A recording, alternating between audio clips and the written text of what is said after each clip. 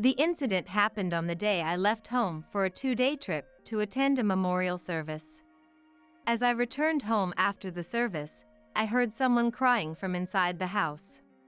Rushing in, I found my grandson Robert sitting alone in the middle of a hot room, crying. "Where are Dad and Mom?" I asked.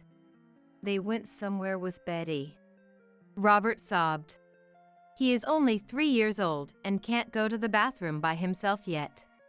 His small body was dirty, and seeing him in such a pitiable state, I couldn't help but hug him. Leaving their child alone for such a long time like this is practically a crime.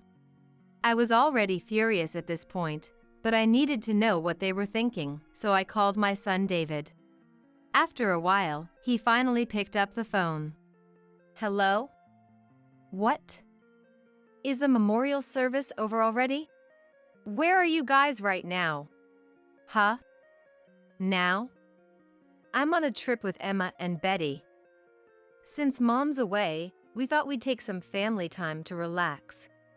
To my astonishment, he had gone on a trip to a tourist destination far from home, leaving Robert behind. And it was for 4 days. At that moment, I realized for sure. David and his wife Emma no longer had any sense of responsibility as Robert's parents. They were careless, had no guilt about what they were doing, and that wasn't changing even at that moment.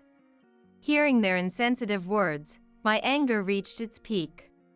I didn't want to be at the mercy of my son and his wife any longer.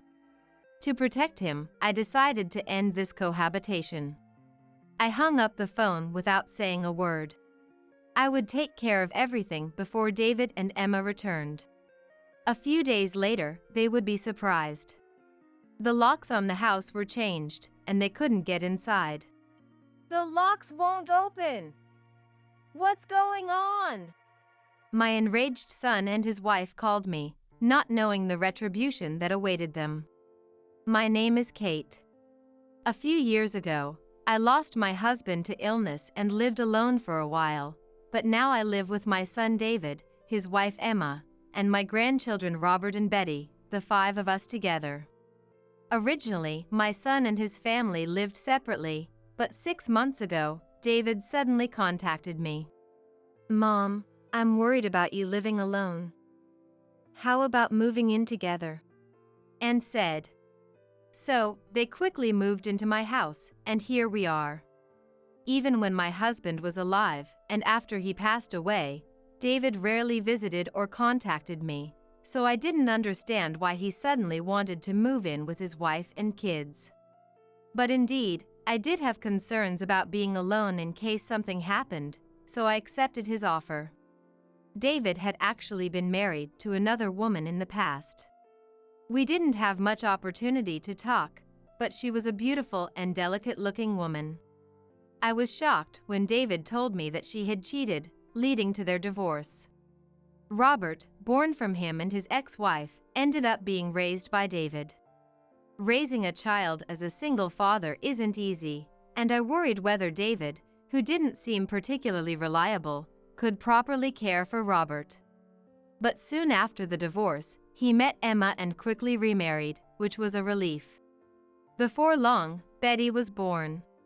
Currently, my son and his wife have 2 children, 3-year-old Robert and 1-year-old Betty, making them a family of 4. Robert and Betty are both bright and friendly, calling me grandma and eagerly telling me things. Their pure, sparkling eyes and excited voices are so beautiful and dazzling. The presence of my grandson and granddaughter healed my lonely heart after losing my husband. Both of them are truly adorable and incredibly precious to me. But right now, I have a significant problem that I cannot ignore. It's about the way David and Emma treat Robert. As I mentioned earlier, Robert is David's son from a previous marriage and has no blood relation to Emma. Perhaps because of that, Emma dotes on her own daughter Betty while clearly being cold toward Robert. When Betty cries, Emma rushes to comfort her, but she ignores Robert and won't even make eye contact with him. I understand that it's a difficult situation for Emma to be in as a stepmother, so initially, I thought time would heal things.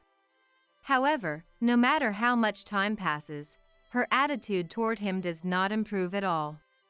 In fact, recently, even David, who is Robert's biological father, has started to only show affection for Betty, just like Emma. Now, I am the only one standing up for him, and although he doesn't say it, he looks visibly lonely. Sometimes, I catch him looking enviously at Betty, who gets all the attention from David and Emma. At 3 years old, he still needs his parents' love and attention, but they won't give him any. He hasn't done anything wrong, but he doesn't know how to react to such treatment. Yet, Robert never complains. Dad and Mom are busy taking care of Betty. That's what he says to me, never showing any sign of his sadness. It's frustrating not being able to do anything for him. Additionally, I have another issue with Emma. She doesn't work and is a stay-at-home mom, but she doesn't help with any household chores.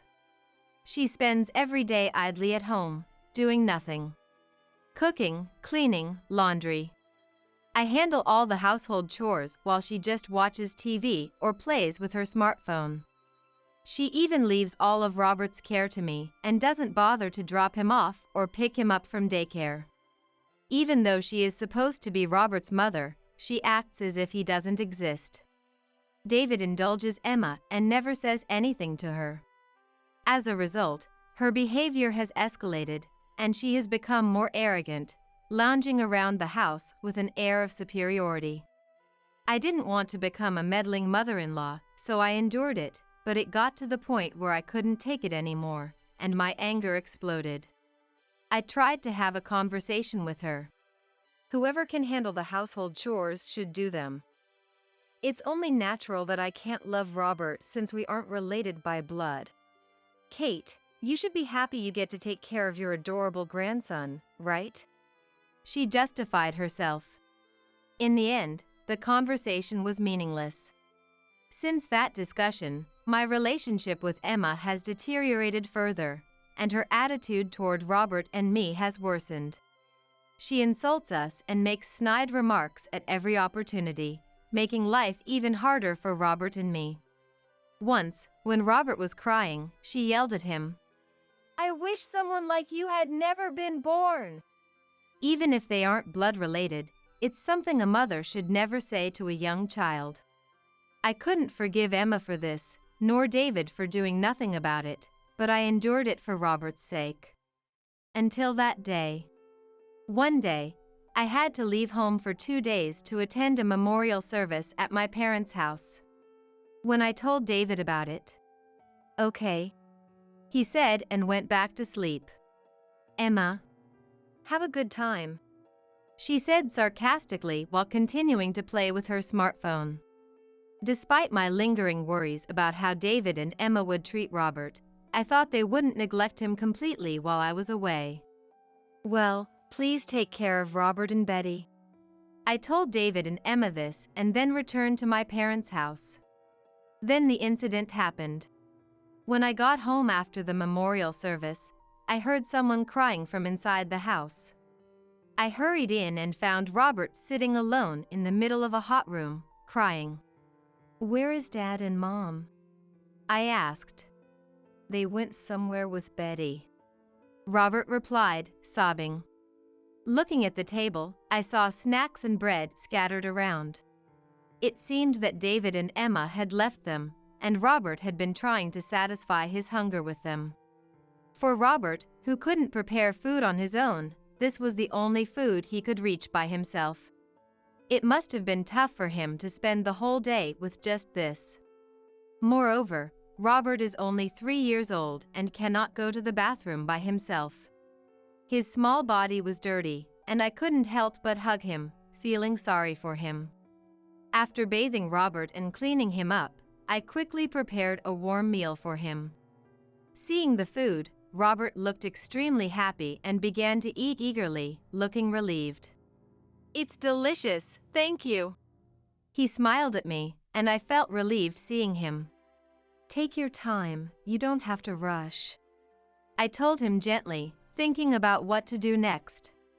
What I understood at that moment was that David and Emma had left Robert alone and gone somewhere.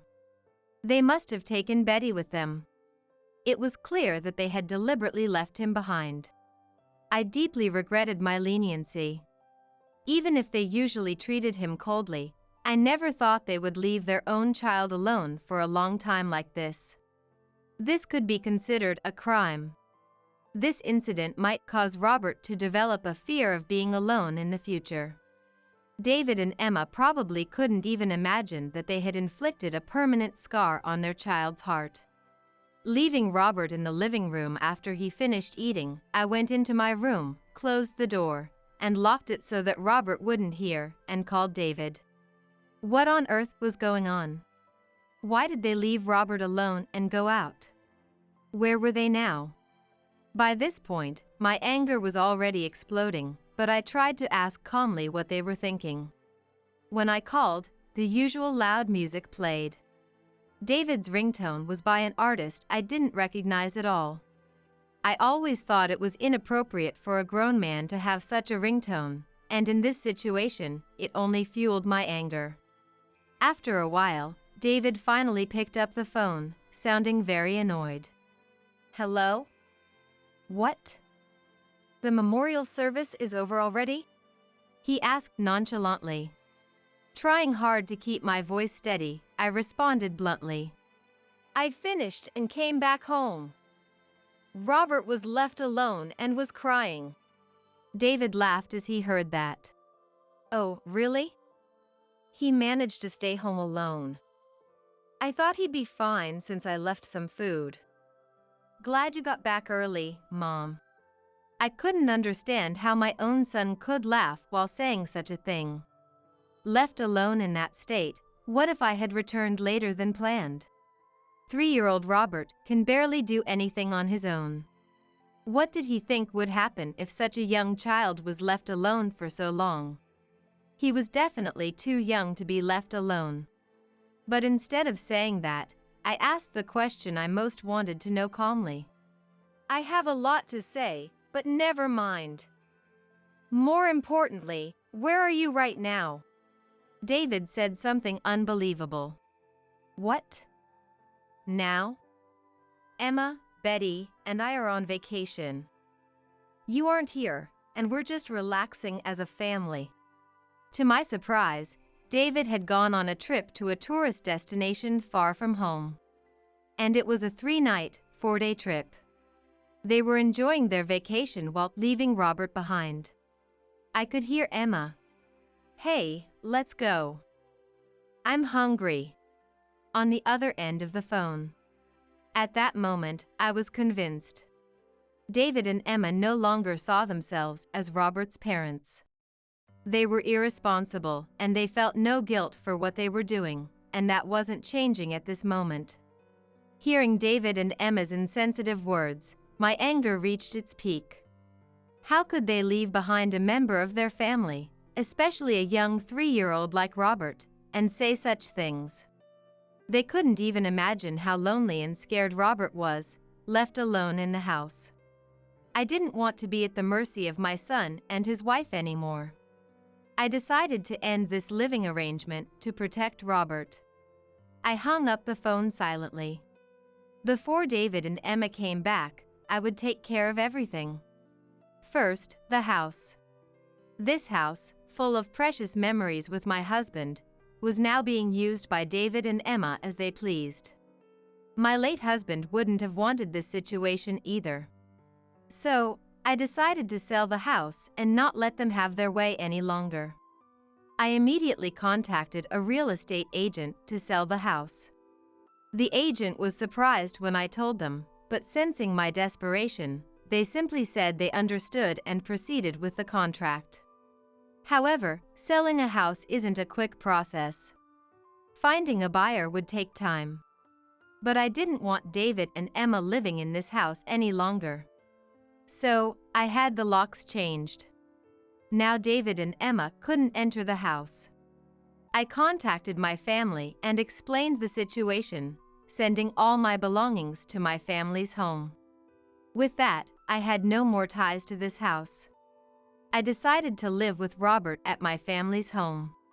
When I said, "Robert, we're going to my family's home, and we'll live there from now on, okay?" he replied, "Understand." He took my hand and followed me without fuss. Even at such a young age, he must have felt something. He must have had feelings about being abandoned by his parents. But he didn't say anything about it and stayed by my side, trusting me. I reaffirmed my determination to protect Robert from now on. That was the moment I renewed my determination. A few days passed quickly, and the day my son and his wife were supposed to come back arrived. I waited with my smartphone in hand. The phone should be ringing soon. Sure enough, the phone rang as expected. I checked the caller ID and saw it was David. I intentionally didn't answer and watched the phone vibrate for a while. David kept calling without hanging up. He would keep calling until I answered. I took a deep breath to calm myself and finally pressed the call button. As soon as I answered, David spoke in an angry tone. "The house keys won't work. What's going on?" I almost laughed at his predictable reaction, but steadied myself and calmly told him that I had changed the locks. David, hearing this, said, "I don't understand. This is our house," with a forceful tone. But that house was my husband's, not David and Emma's. However, it's probably too late to say anything meaningful to my son now. So I continue to deliver the message I need to convey in a calm and collected manner. "The house is already up for sale, so neither of you can enter anymore. Also, leaving 3-year-old Robert alone at home is a crime. I'm reporting this to the police, so be prepared." Upon hearing the word police, David started to panic. "There's no need to do that. I haven't done anything wrong," he shouted. It seems Emma, who was probably listening to our conversation from afar, started making a fuss too. But I couldn't care less about what she was saying. In this situation, they were only worried about themselves, which confirmed to me that my decision was the right one. I quietly ended the call while hearing David's pleas and Emma's insults directed at me. The phone kept ringing persistently afterward, so I set up call blocking and put down my smartphone. It's all over now. They will face the consequences of their actions. As planned, I went to the police to report David and Emma. A little while later, David and Emma were arrested for child neglect. They denied the charges, but after being questioned by the police and the prosecutor, they were convicted in court. The last time I saw them in court, they looked terribly worn out and lacked their previous vigor. Life in prison would be tough, but I hope they reflect on their actions there.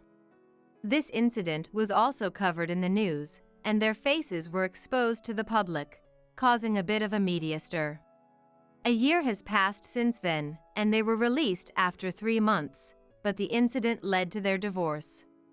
There was a dispute over who would take custody of Betty, but in the end Emma, the mother, got custody.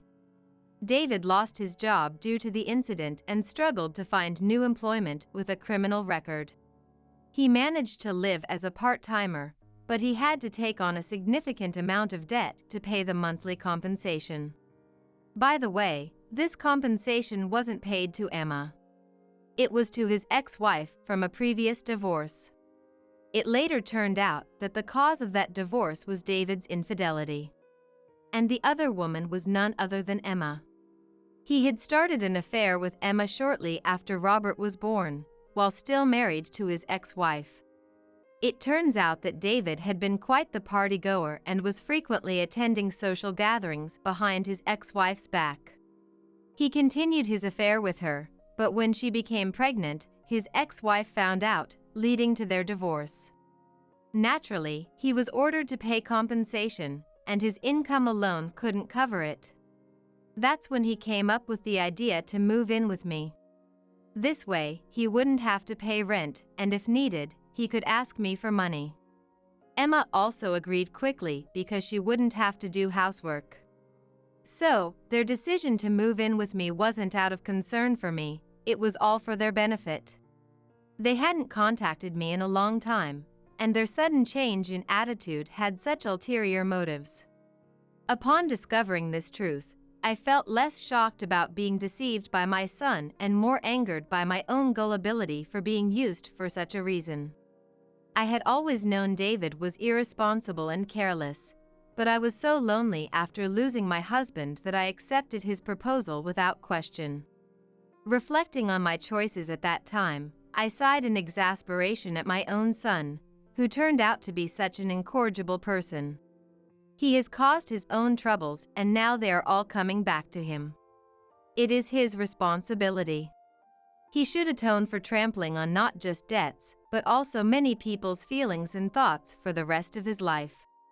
On the other hand, after taking in Betty, Emma lived with her parents but became depressed because she couldn't stand the cold stares from people due to the incident. I heard that she has been shutting herself in her room and living listlessly. I was worried about Betty, but Emma's parents are taking care of her, so she is fine for now. Her parents must be having a hard time, but I hope Betty grows up to be strong and kind, not like Emma. And Emma, like David, is now facing the consequences of her actions. She will have to live while atoning for her sins. As for Robert and me, we are now living a peaceful and happy life at my parents' house. Of course, Robert still needs a lot of care, and even though my parents are helping, there are many challenges. Robert, who is still small and doesn't understand much now, will eventually grow up and learn about his parents.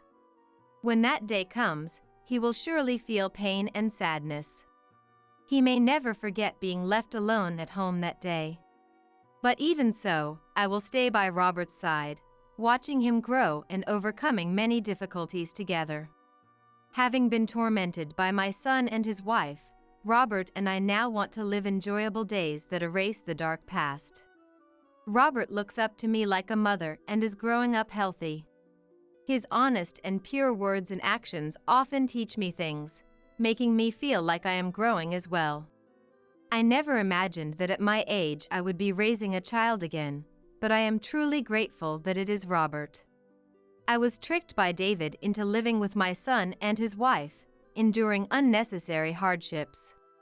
I regret that, but because of it, I was able to save Robert from those two and now spend time together, so it wasn't in vain. As long as he needs me, I will give him all my love like a mother. I can't replace his real mother, but I am confident that my love won't lose. I hope Robert grows up to be a broad-minded person who cares about others, not someone who only thinks about himself like David and Emma.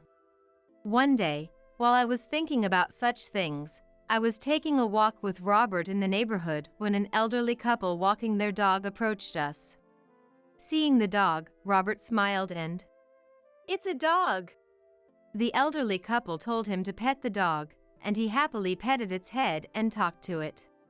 Even without my worries, Robert will surely grow up to be a kind and respectable person. It was a scene that made me think so. Through that incident, the bond between him and me as a family has deepened. No matter what happens from now on, we will surely be okay. As I was thinking about this, Robert called me. For my still clingy and precious son, I will do my best today as well. I woke up feeling incredibly refreshed today. It's because I'm finally going to see my daughter Nancy and granddaughter Emily after so long.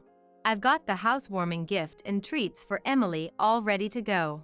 In high spirits, my husband Robert and I left the house, arriving at Nancy's new place about half an hour later. It was a beautiful, impressive home with white as the main color scheme. My heart swelled with anticipation at seeing everyone, but Nancy and the others only greeted Robert, not saying a word to me or even making eye contact. Robert handed the housewarming gift to Nancy, gave the treats I prepared to Emily, and walked over to the dining table chatting with them. Then, the three adults besides me sat around the table and started talking cheerfully amongst themselves. I spent some time absent-mindedly watching the three of them. They could clearly see me, so why weren't they trying to talk to me? In that awkward atmosphere, I suddenly sensed a presence in the hallway. Glancing over, I saw Emily beckoning to me from the shadows. Oh, I wasn't forgotten after all, I thought, feeling relieved and happy as I hurried over to her. Emily, you've gotten so big. What is it? Grandma. Emily hesitated, seeming to have trouble getting the words out. After a short pause, she opened her mouth to speak. What? You mean? If my hunch was right. Feeling like I'd had a bucket of cold water dumped on me, I left Emily there and impulsively ran outside. About 10 minutes must have passed since I dashed out of Nancy's house. As I calmed down, I noticed my cell phone was vibrating. I'm sorry. I heard something from Emily and ran out without thinking. Actually, I need to talk to Nancy. The time had finally come to have that conversation. I'm Susan. Recently, something wonderful happened. The day after I turned 52, my colleagues at work threw me a little celebration. On my actual birthday, both Robert and I had the day off. I'd been hoping for something special, but the day passed like any other, leaving me a bit disappointed as I drifted off to sleep. Still feeling a little down, I went to work the next day and was greeted by my coworkers' celebration, filling me with joy for the first time in a while. Look, my coworkers celebrated for me. Wow. That's great. I blurted out to Robert when I got home, still giddy with excitement, but his response lacked any emotion. I couldn't help but wonder if the specialness of birthdays just fades away after decades together. He used to be a bit more caring. Robert and I met through a mutual acquaintance 30 years ago. I was drawn to his understated kindness and friendly demeanor, and we started dating. As time passed, we got married and had a daughter, reaching the pinnacle of happiness. Up until the beginning of our marriage, he remained as kind as when we were dating. But one day, despite our daughter being born, he started coming home late or going out more often, saying it was for work-related socializing. What on earth was he doing, and where was he during these work outings? Unable to put up with his frequent absences any longer, I asked Robert about it. You've been going out a lot lately. Where do you always go? Robert quietly opened his mouth to reply. The slot machines. I felt like sighing. It seemed he'd gotten hooked on gambling after starting to go with his coworkers. I know it might be hard to stop going suddenly, so I wish you'd try to cut back little by little. Hoping I could still prevent him from getting too absorbed in gambling, I made the request with my last shred of optimism. Yeah, I'll try my best. I decided to wait and trust that Robert would have a change of heart. A few days after that conversation, Nancy started attending preschool. One day, when I went to take the collection envelope to preschool, I found it was nearly empty. Did I forget to put the money in? I wondered, searching for it, but to no avail. If you don't leave for preschool soon, you'll be late. Seeing that I still wasn't leaving even as departure time drew near, Robert called out to me. Actually, I want to take Nancy to preschool, but the collection envelope I prepared is empty. Where could the money have gone? At that, Robert started to look flustered. Sorry, I was short on cash, so I used some of it yesterday.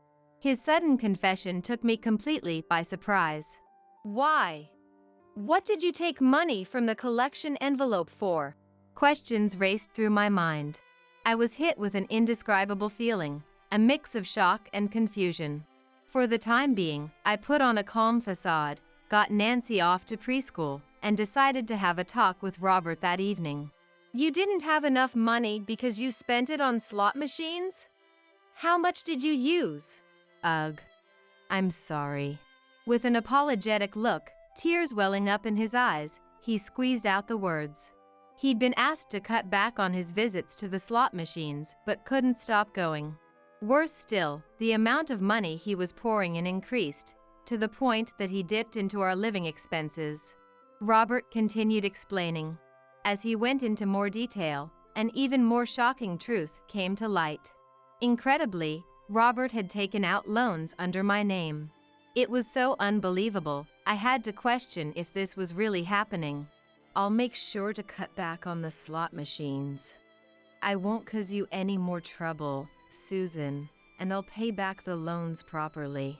Robert pleaded, tears glistening in his eyes. Could I trust this man's words? Is it even possible to quickly break free from a gambling addiction? With those thoughts swirling in my head, I decided to end the discussion since talking further wouldn't resolve anything right away. Usually, the three of us sleep together as a family, but I wanted to calm down, so we slept separately. Late at night, as I lay in the bed where Nancy was sleeping, some words flashed through my mind. We might have to divorce. I muttered softly, closing my eyelids. Casually glancing to the side, I saw Nancy's face, looking content in her slumber. If we got divorced, would that mean tearing her dad away from her? To Nancy, he's a kind dad who plays with her a lot. And Nancy is very attached to Robert, too. All right, I'll try believing in him. Thinking that hastily divorcing would be hard on Nancy, I decided to have faith that Robert would change his ways. But it wasn't that simple. Robert dipped into our living expenses time and time again. Each time, we'd discuss it, but then he'd repeat the offense. My frustration with Robert's lack of improvement grew, and some days, I didn't even want to talk to him or see his face. But I didn't want Nancy to see her parents not getting along.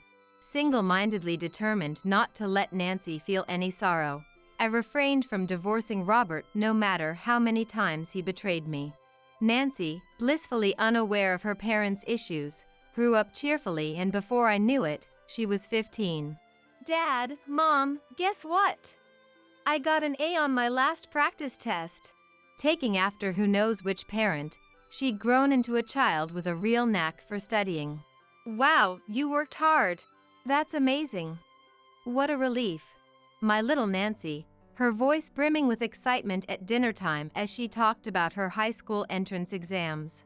Just 2 more months until the actual exams. Around midnight, I happened to pass by Nancy's room and noticed the light was still on. Seems she's studying late into the night. Maybe I should bring her a snack as a break. Nancy, sorry to interrupt your studying. I'm coming in for a sec. Mom, what's up? I brought you some donuts since you're working so hard. Wow. Perfect timing. I was just thinking I wanted to take a break. Nancy happily munched on the donut. She was studying so diligently every day, I started to worry she might be overdoing it. I was really impressed by how she steadily put in the effort day by day to get into her target high school. Oh, that reminds me. Dad gave me this the other day.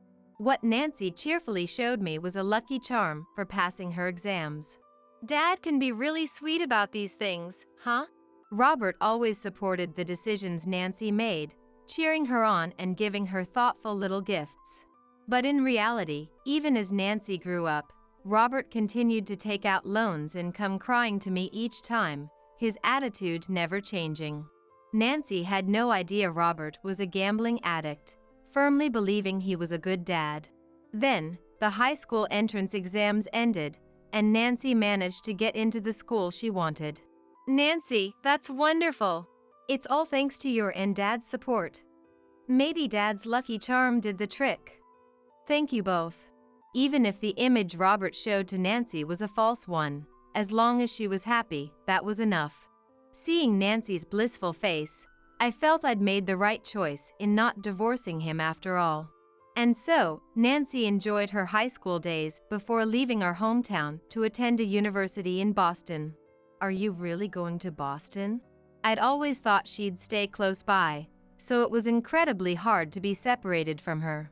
But I didn't want to limit Nancy's options in life because of my own selfish feelings. I wanted Nancy to freely walk down the path she'd chosen for herself.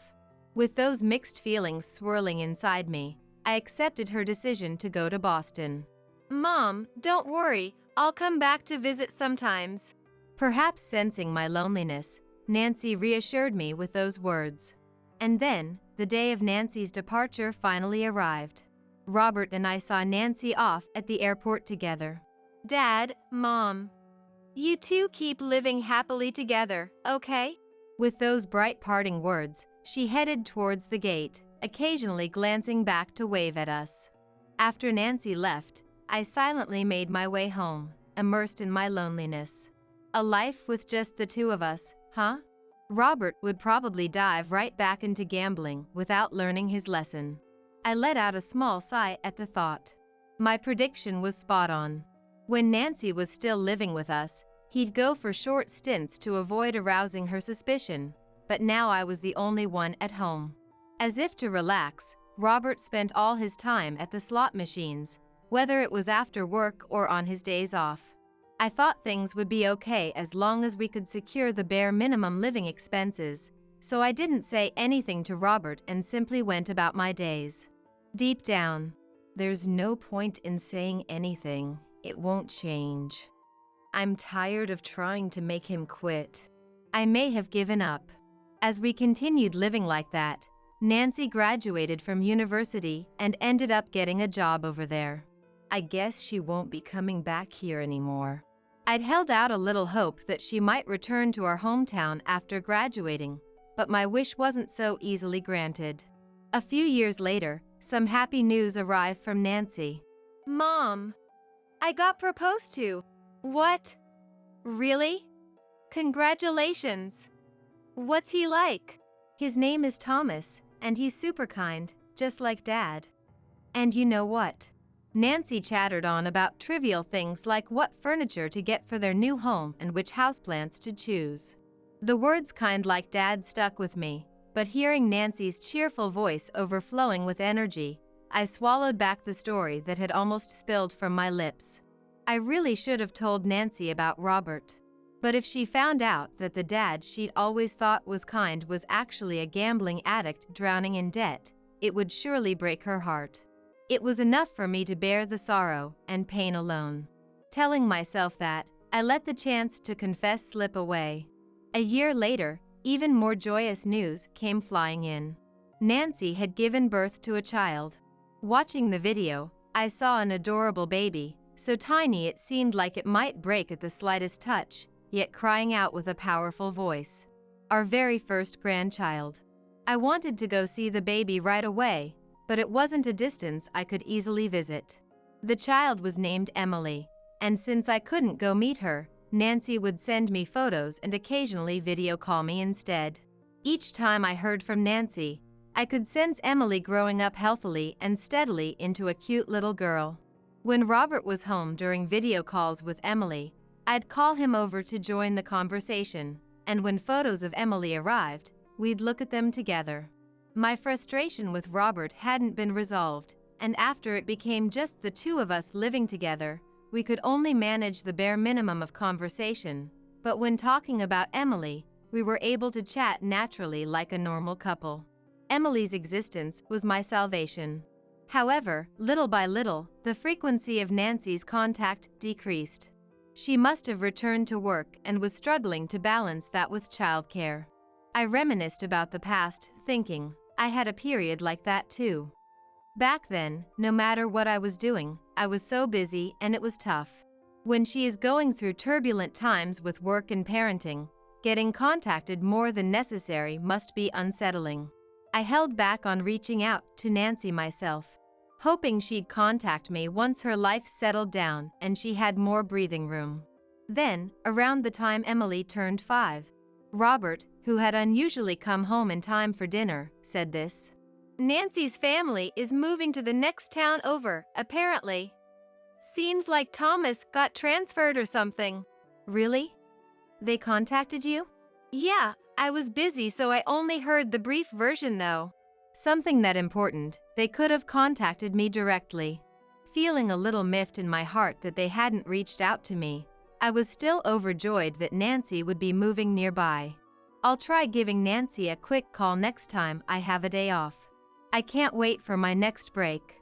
With those thoughts swirling in my head, I was somehow able to sleep soundly that night. Then, when my day off came, I opened up my cell phone to contact Nancy. About to make the call, a casual thought popped into my mind. I don't know what she's up to right now, so I'll just try messaging her for the time being. Nancy, how are you doing? Are Thomas and Emily doing well too? I heard from Dad that you're moving to the next town over, is that true? Fill me in on the details next time you have a chance. After sending the message, I was restless wondering when I'd get a reply, but even after noon passed, there was still no response. That night, I finally got a response from Nancy. Sorry, I've been busy. Our house in the next town will be finished at the end of May. We plan to move in June. I see. Let me know once you've settled on a moving date. Nancy's curt message conveyed just how busy she was.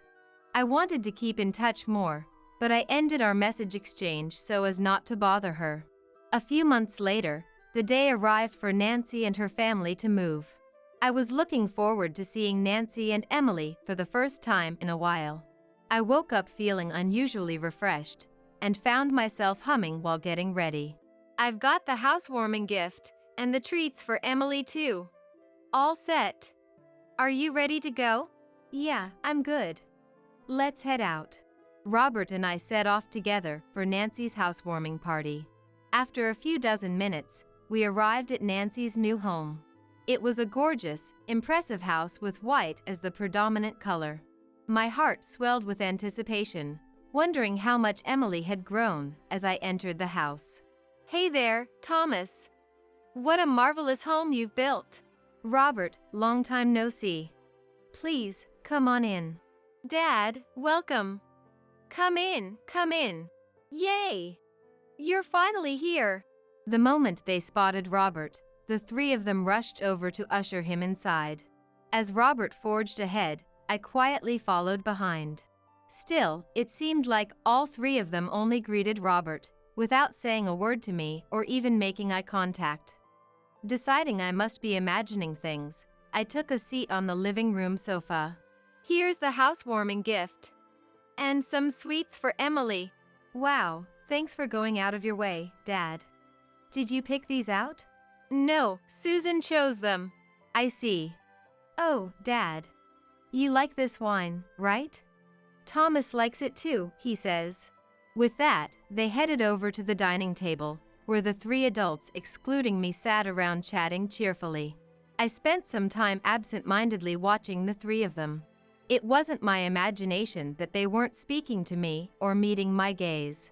It's not like they couldn't see me, so why weren't Nancy and Thomas trying to talk to me? Could it be that I'd done something to cause this? Even Emily, who I'd video called with so much, wouldn't come near me. Maybe she'd forgotten my face since it had been a while since our last video call. I sat on the sofa, questions swirling in my mind about Nancy and Thomas's behavior. In that uncomfortable atmosphere, I absent-mindedly sensed a presence in the hallway. Glancing over, I saw Emily beckoning to me from the shadows. Emily was going to talk to me. Feeling relieved and happy that she hadn't forgotten me, I hurried over to her with quick steps. Emily, you've gotten so big. What's up? Do you have something to tell Grandma? Grandma. Emily hesitated, seeming to have trouble getting the words out. The next moment, the words that spilled from Emily's mouth were beyond anything I could have imagined. I want you to stop taking money from Mommy and Daddy. Shocked, I asked her to repeat herself. What? I'm taking money from your parents? I was completely baffled by this sudden accusation that I had no recollection of. When had I ever taken money from Nancy and her family? And why would Emily, at just 5 years old, be telling me this? I'm sorry, Grandma doesn't really understand this talk about money. Did your parents say something? I gently asked, trying to get some information on why Emily had brought this up. I overheard Mommy and Daddy talking. They said because Grandma takes money, Mommy and Daddy are in a lot of trouble. They said they can't give you money anymore. Don't cause trouble for Mommy and Daddy. Emily pleaded with me, her eyes welling up with sadness. Seeing Emily's sorrowful face, I instinctively patted her head. As I stroked Emily's hair, I came to my senses. Could it be? I had an unsettling premonition. For the past year or two, Robert had stopped mentioning money to me. I hadn't paid it much mind, assuming his gambling luck had simply been good lately. If my hunch was right. Feeling like I'd had a bucket of cold water dumped on me, I left Emily there and impulsively ran outside. After running for a bit until I was out of breath, I sent Robert a message. Then I hurriedly headed to a nearby spot. About 10 minutes must have passed since I dashed out of Nancy's house. As I calmed down, I noticed my cell phone was vibrating. However, before I could pick it up, the vibration stopped. Looking at the screen, I saw several missed calls from Nancy. For the time being, I called Nancy back to apologize for leaving her house without a word. I'm sorry for suddenly disappearing without saying goodbye. That's okay, but after I noticed you were gone, Dad abruptly left too. What's going on with you two? Nancy sounded perplexed. I'm sorry. I heard something from Emily and ran out without thinking. Actually, I need to talk to you, Nancy. The time had finally come to have that conversation. I had no recollection of what Emily had said. It was almost certainly Robert's doing. Robert must have been borrowing money from Nancy and her family without telling me. At this rate, Robert would surely keep demanding money from them over and over. Desperately wanting to somehow prevent Nancy from going through the same painful experiences as me, I finally resolved to come clean. I know you love your dad very much, Nancy. But your mom, well, I've been constantly troubled by your dad. Yeah. Even before you were born, your dad got hooked on gambling. He couldn't break free from his addiction, and at its worst, he'd dip into our living expenses. What? Really? Nancy seemed shocked by this side of Robert she hadn't known. But that's not all. He's taken out a lot of loans under my name. I'm still steadily paying them back, but your dad hasn't changed, so the repayments are far from over. Wait a minute, something doesn't add up. Isn't it that you're the one in debt and struggling? Did Nancy think I was the one with the loans? Dad came to me about 2 years ago, asking to borrow money. Even when I asked what he needed it for, he wouldn't give a clear answer and just said you were in trouble. It wasn't a huge amount, so I lent it to him as is. But this past year, he's been contacting me a lot, and even when I told him to let me talk to you, Dad wouldn't put you on. According to Nancy, Robert had been contacting her and Thomas, saying I had borrowed money and didn't have the means to pay it back, so he needed a loan. And it wasn't just once or twice. Moreover, Robert had apparently said this to prevent them from contacting me directly. Your mom is a bit messed up right now because of the debt, so don't reach out to her. We don't want her mental state to get any worse, so it's best not to agitate her too much. Hearing that from Nancy, I had finally reached my limit. What was he thinking, going so far as to borrow money from our daughter and her family? I'm so sorry for all the trouble your dad has caused. And I'm sorry, too, for keeping quiet about your dad to you, Nancy. I regretted not telling Nancy about Robert's behavior until now. Because of my silence, I couldn't even fathom how much hardship I'd put Nancy and Thomas through. Thinking back on all the missed chances, wishing I'd spoken up back then, I was overwhelmed with remorse. You were so fond of your dad and really close to him. I thought I couldn't take your dad away from you, so I've kept it hidden all this time. I wanted to be good parents in front of you, to be a happy family. Nancy listened in silence for a while as I spoke through my tears.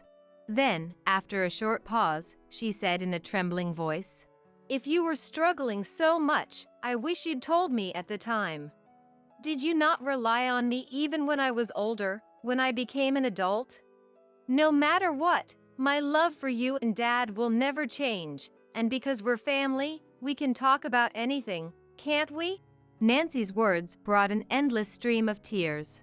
So, do you know why Dad rushed out in such a hurry earlier? That's right.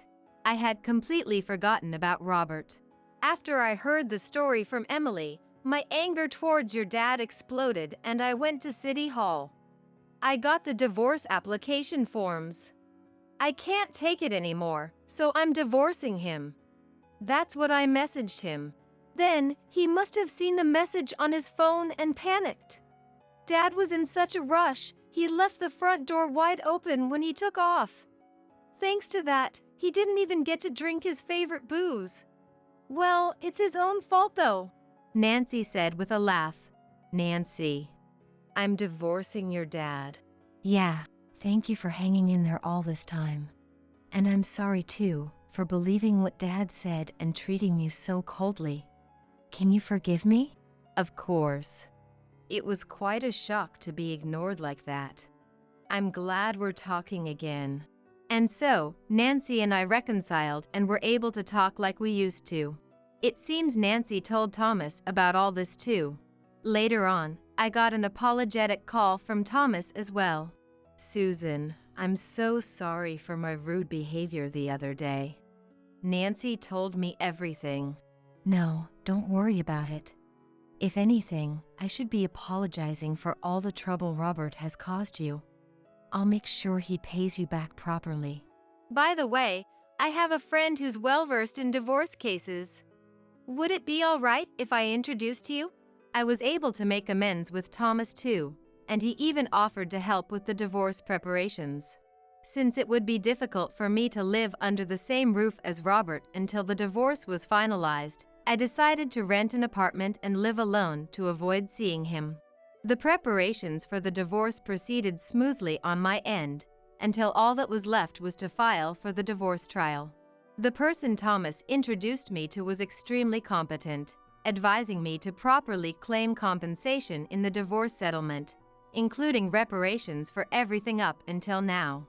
Without hesitation, I went through the procedures to request compensation in the divorce trial.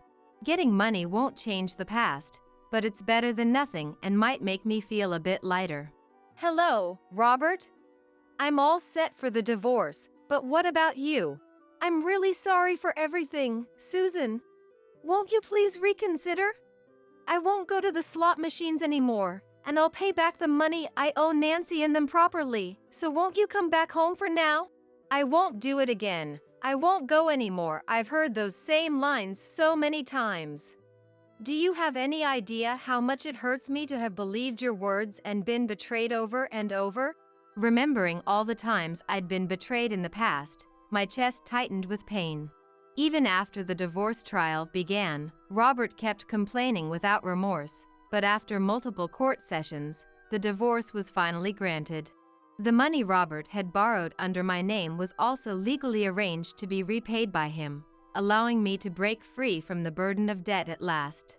As for the money he'd borrowed from Nancy and her family, legal procedures were put in place to ensure Robert would pay it back properly too. After the divorce was finalized, Robert continued living alone in the house we'd originally shared. However, gambling addiction is truly a frightening thing. Even after all this, Robert couldn't quit gambling. Unable to borrow money or turn to anyone for help, a desperate Robert apparently ended up dipping into company funds. Now, he's living quietly in a town far from our hometown. They say he's working diligently to pay off the compensation from the divorce trial and his debts. Sometime later, I went to visit Nancy's house one day. As we were having lunch together, chatting about trivial things, the topic suddenly changed. Hey, Mom. Thomas and I were thinking, why don't you come live with us in this house? I was surprised by the unexpected offer, and at the same time, joy welled up inside me. But I had already caused Nancy and her family so much trouble. And yet, I couldn't possibly impose on them any further. I'm very happy, but I'll just accept your feelings. The moment I replied, Emily's energetic voice rang out. We get to live with Grandma? Yay! Grandma, you'll be with me forever. I'm so happy. Seeing Emily's delighted expression and how overjoyed she was, I started to feel guilty about refusing. Is it really okay for me to depend on you all like this? Of course. Emily's thrilled, and Thomas and I are happy too. Plus, it'd be reassuring to have you live with us. And so, It was decided that I would live together with Nancy and her family. Since Nancy and Thomas both wanted to focus on their careers, I spent my days doing housework and looking after Emily to support them. Thanks to that, every day felt truly fulfilling. Even while enjoying such happy days, I sometimes find myself thinking, if I had trusted Nancy, who was still a student at the time, and told her about Robert during my most painful period, I wonder what the outcome would have been. If I had confessed everything when Nancy got married, would a different future have awaited us? Still, by finding the courage at the very end, I'm able to spend incomparably happier days than ever before. Grandma, I'm home. Listen. Today, my teacher. As I watched Emily cheerfully sharing about her day with a radiant smile, I wished for this happiness to continue forever. Impossible. William, that can't be done. Switch the medicine with that. I only heard a whisper, but it was unmistakably William's voice. I'm sorry, Linda. Actually. The next day, Mary confessed something to me. I was shocked and at the same time, resolved. I must protect Mary at all costs. And William, I will never forgive you. My name is Linda. A 55-year-old housewife. Recently, my only son John got married, and I felt at ease. My husband William and I are the same age. Guess we need to start thinking about our retirement, huh? We would laugh about it. John used to live alone in an apartment about a 5-minute drive from our house. It was a studio apartment. So, after getting married, the newlyweds moved to a bigger apartment. Their new place was even closer to us, just a 10-minute walk away. William and I thought, it's comforting to have John so close. But I felt a bit uneasy. Being so close to the house means we need to be careful not to overstep boundaries. I was warned by a friend before. At this age, most of my friends have become mother-in-laws just like me. And from them, I got various pieces of advice. The most shocking was about sons' wives. People have two sides. Just because she smiles in front of you doesn't mean she's happy. My friend said in a serious voice. In essence, don't be fooled by the superficial smiles of sons' wives. No one wants to doubt the smiling face of their son's wife. But my friend's words were convincing. In fact, this friend got along well with her daughter-in-law, meeting up frequently. She was like a real daughter to me. She'd often say. However, it turned out the daughter-in-law had been forcing herself to accommodate herself to her mother-in-law. One day, her pent-up frustrations exploded and she got angry. They almost broke off their relationship, but somehow they managed to calm things down. At the end of the day, we're strangers. A proper distance is crucial. I remember the tired sigh and the lonely look on my friend's face. Mary, who married John, is a really nice girl.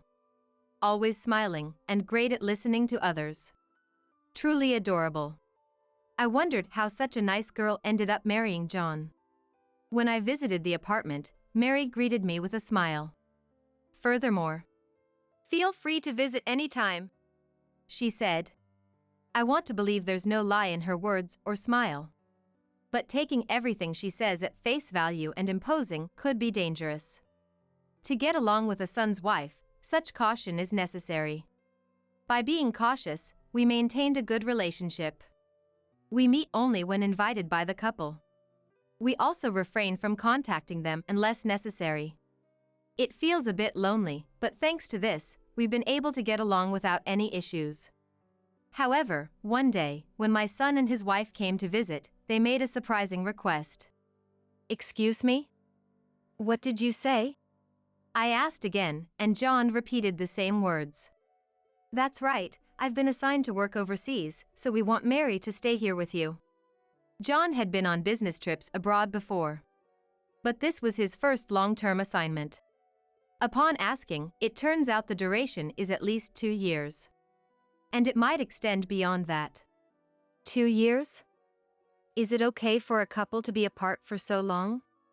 Wouldn't it be better for Mary to go with you? Mary has her job, and I'll be busy abroad. It's safer for her to live with you guys than alone in a foreign country. John looked to Mary for consent, and Mary nodded with a smile. Really? We don't mind, but if we can support our son and his wife, that would be wonderful. But, is this really what Mary wants? Living with us, the in-laws, might be less comfortable for her than following John abroad.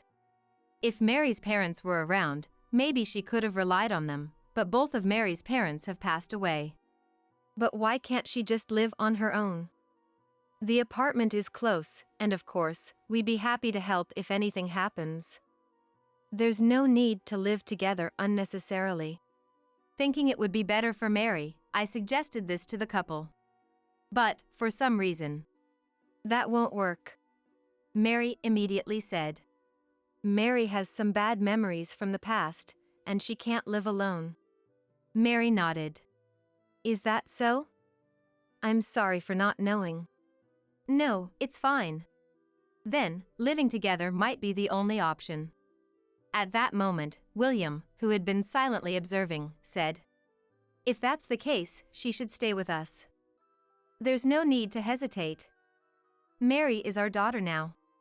William smiled at the couple. "Besides," he added, "I often come home late from work. It'd be better for Linda to have Mary around than to be alone." True, William doesn't start work early, but he often comes home late. It's reassuring not to be alone at such times. Yes, if Mary is okay with it, let's live together happily. Indeed, there are benefits to living together. Not only drawbacks. And unlike me, a housewife, Mary has a job. We won't always be together. Maybe we could make it work. Thank you. I'm looking forward to it. Us too. And so, Mary began living with us. I was nervous about living together, but Mary was indeed a good person. Linda, good morning. Would you like to join me for breakfast? When I woke up, there were delicious-looking scrambled eggs, sausages, and soup on the table. Oh, thank you. I'm so happy to have someone cook for me, it's never happened before. But, it must have been a lot of work. No, I was making some for myself anyway. I hope it's good. Let's eat. Yes, it's delicious. I'm glad. Mary has a job, so I did most of the housework. But Mary never dumped everything on me.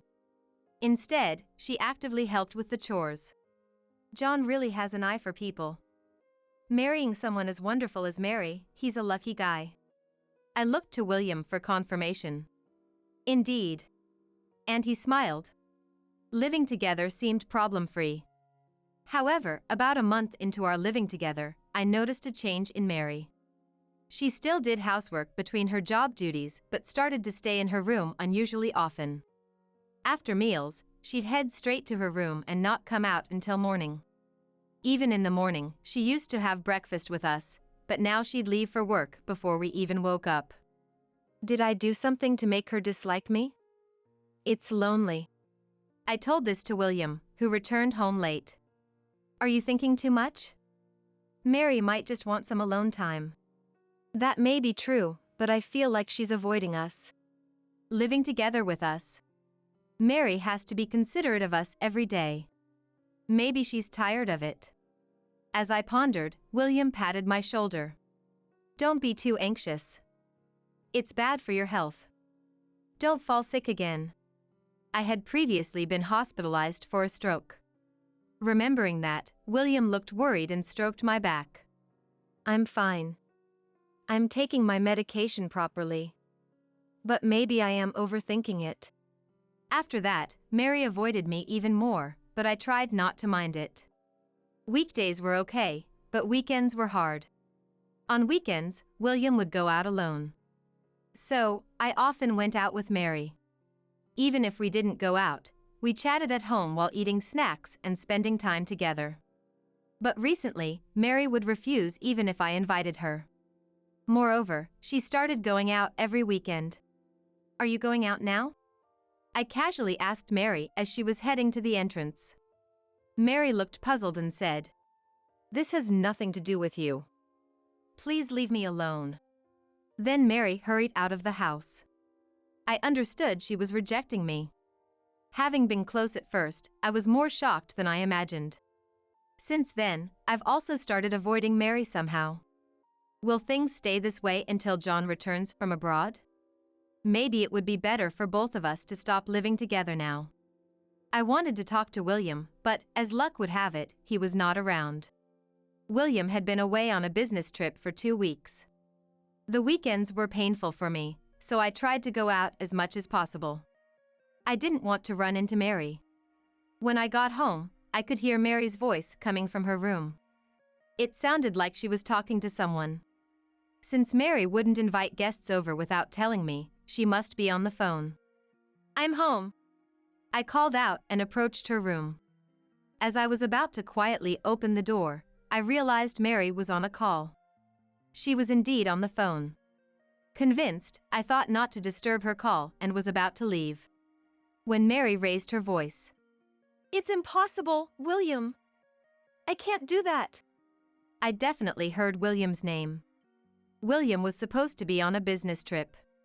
It seemed unlikely he would contact Mary from there. Yet, I heard Mary continue. William, that's why I can't. I heard Mary say. I approached Mary's room again, trying to listen. I could hear Mary's voice, but not the person on the other end. I couldn't tell if it was William nor understand the conversation. Feeling frustrated, I couldn't leave or interrupt. I just stood there. Meanwhile, Mary seemed troubled on the phone. Repeatedly saying, That's why it's impossible. She said over and over. Was William asking her for something? Maybe I should help.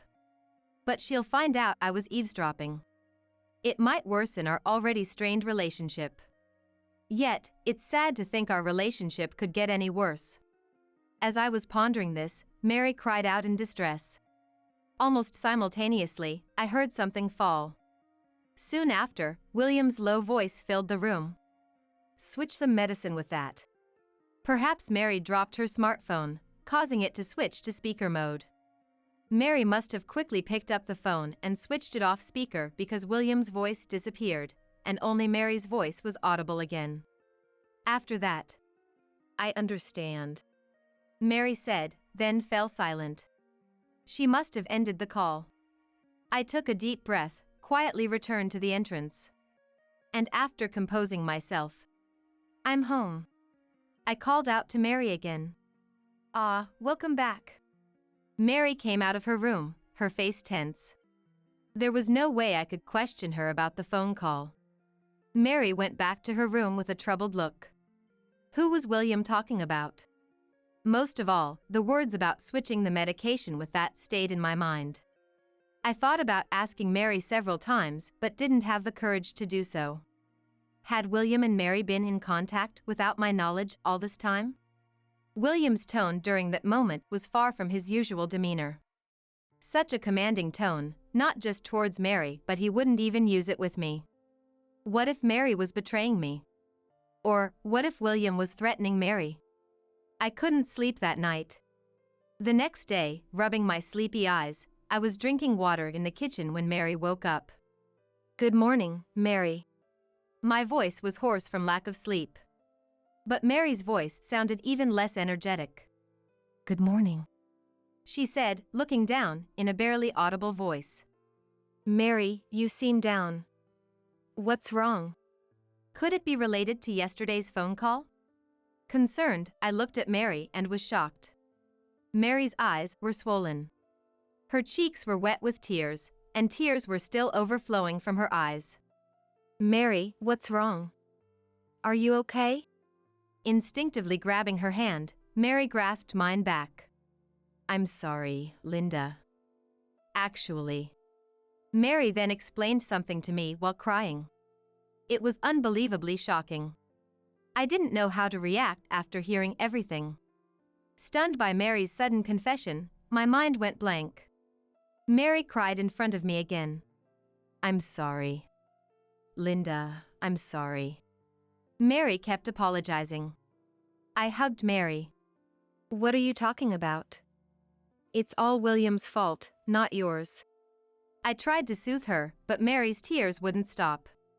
Hoping to calm her down, I gently stroked her back. "I'm sorry. It's my fault for keeping silent." "It's not your fault. Everyone has things they can't share. Besides, if John is okay with it, then neither William nor I should interfere in a couple's matters." Saying this out loud helped her cool down gradually. And then, anger towards William started to rise. How many years has it been since William and I got married? We've had our fights and even discussed separation. But I had always intended to spend the rest of my life with William. Never did I imagine he would be plotting such things behind my back. After a while, when Mary seemed to have calmed down, we decided to discuss what to do next. First, we should contact John before William returns from his business trip. For Mary, she thought, "I don't want to interfere with his work." "But that's not right." "He would consider you more important than his job." "How would John feel if he found out you've been struggling like this?" After hearing this, Mary silently agreed. We tried contacting John, but couldn't reach him. Maybe he was busy with work or asleep. We decided to leave a message summarizing the situation and asking him to call us when he has time. 2 days later, William returned from his business trip.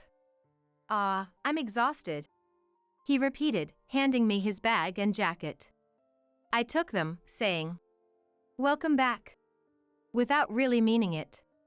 Entering the living room, William looked around. "What's wrong?"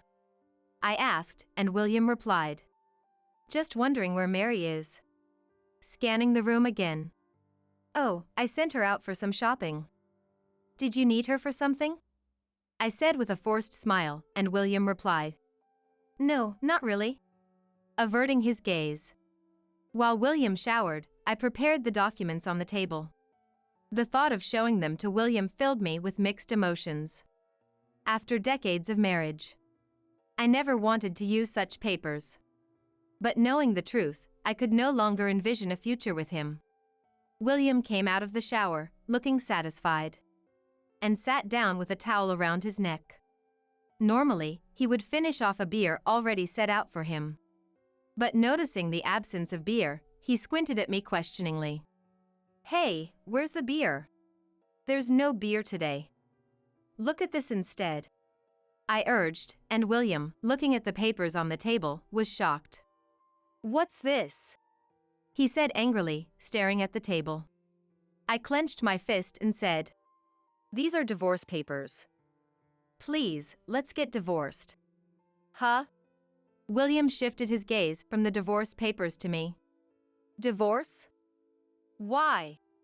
I sensed more anger than confusion in William's voice and expression. "Why does someone like me have to be told by you to divorce?" I can almost hear him saying that. "It seems like you wanted a divorce, right?" William looked surprised. "No, I never, that." I couldn't help but laugh. "What's so funny?" "Because you're so flustered." "Oh right, you didn't want a divorce, you wanted to remarry."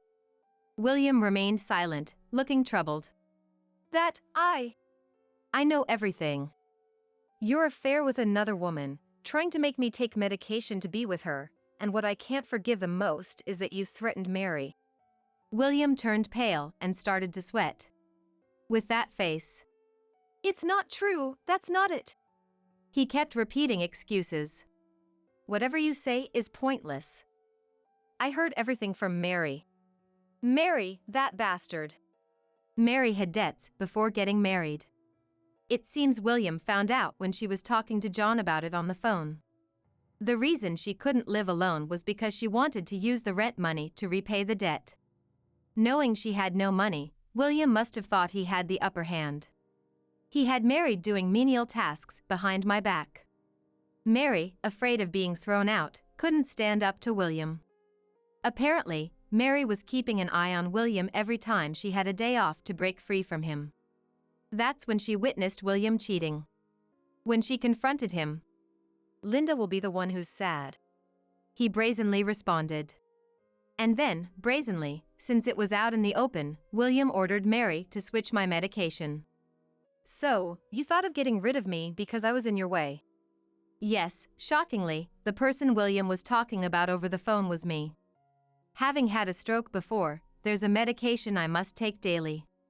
Without it, I'm prone to blood clots, and unluckily, it could be fatal.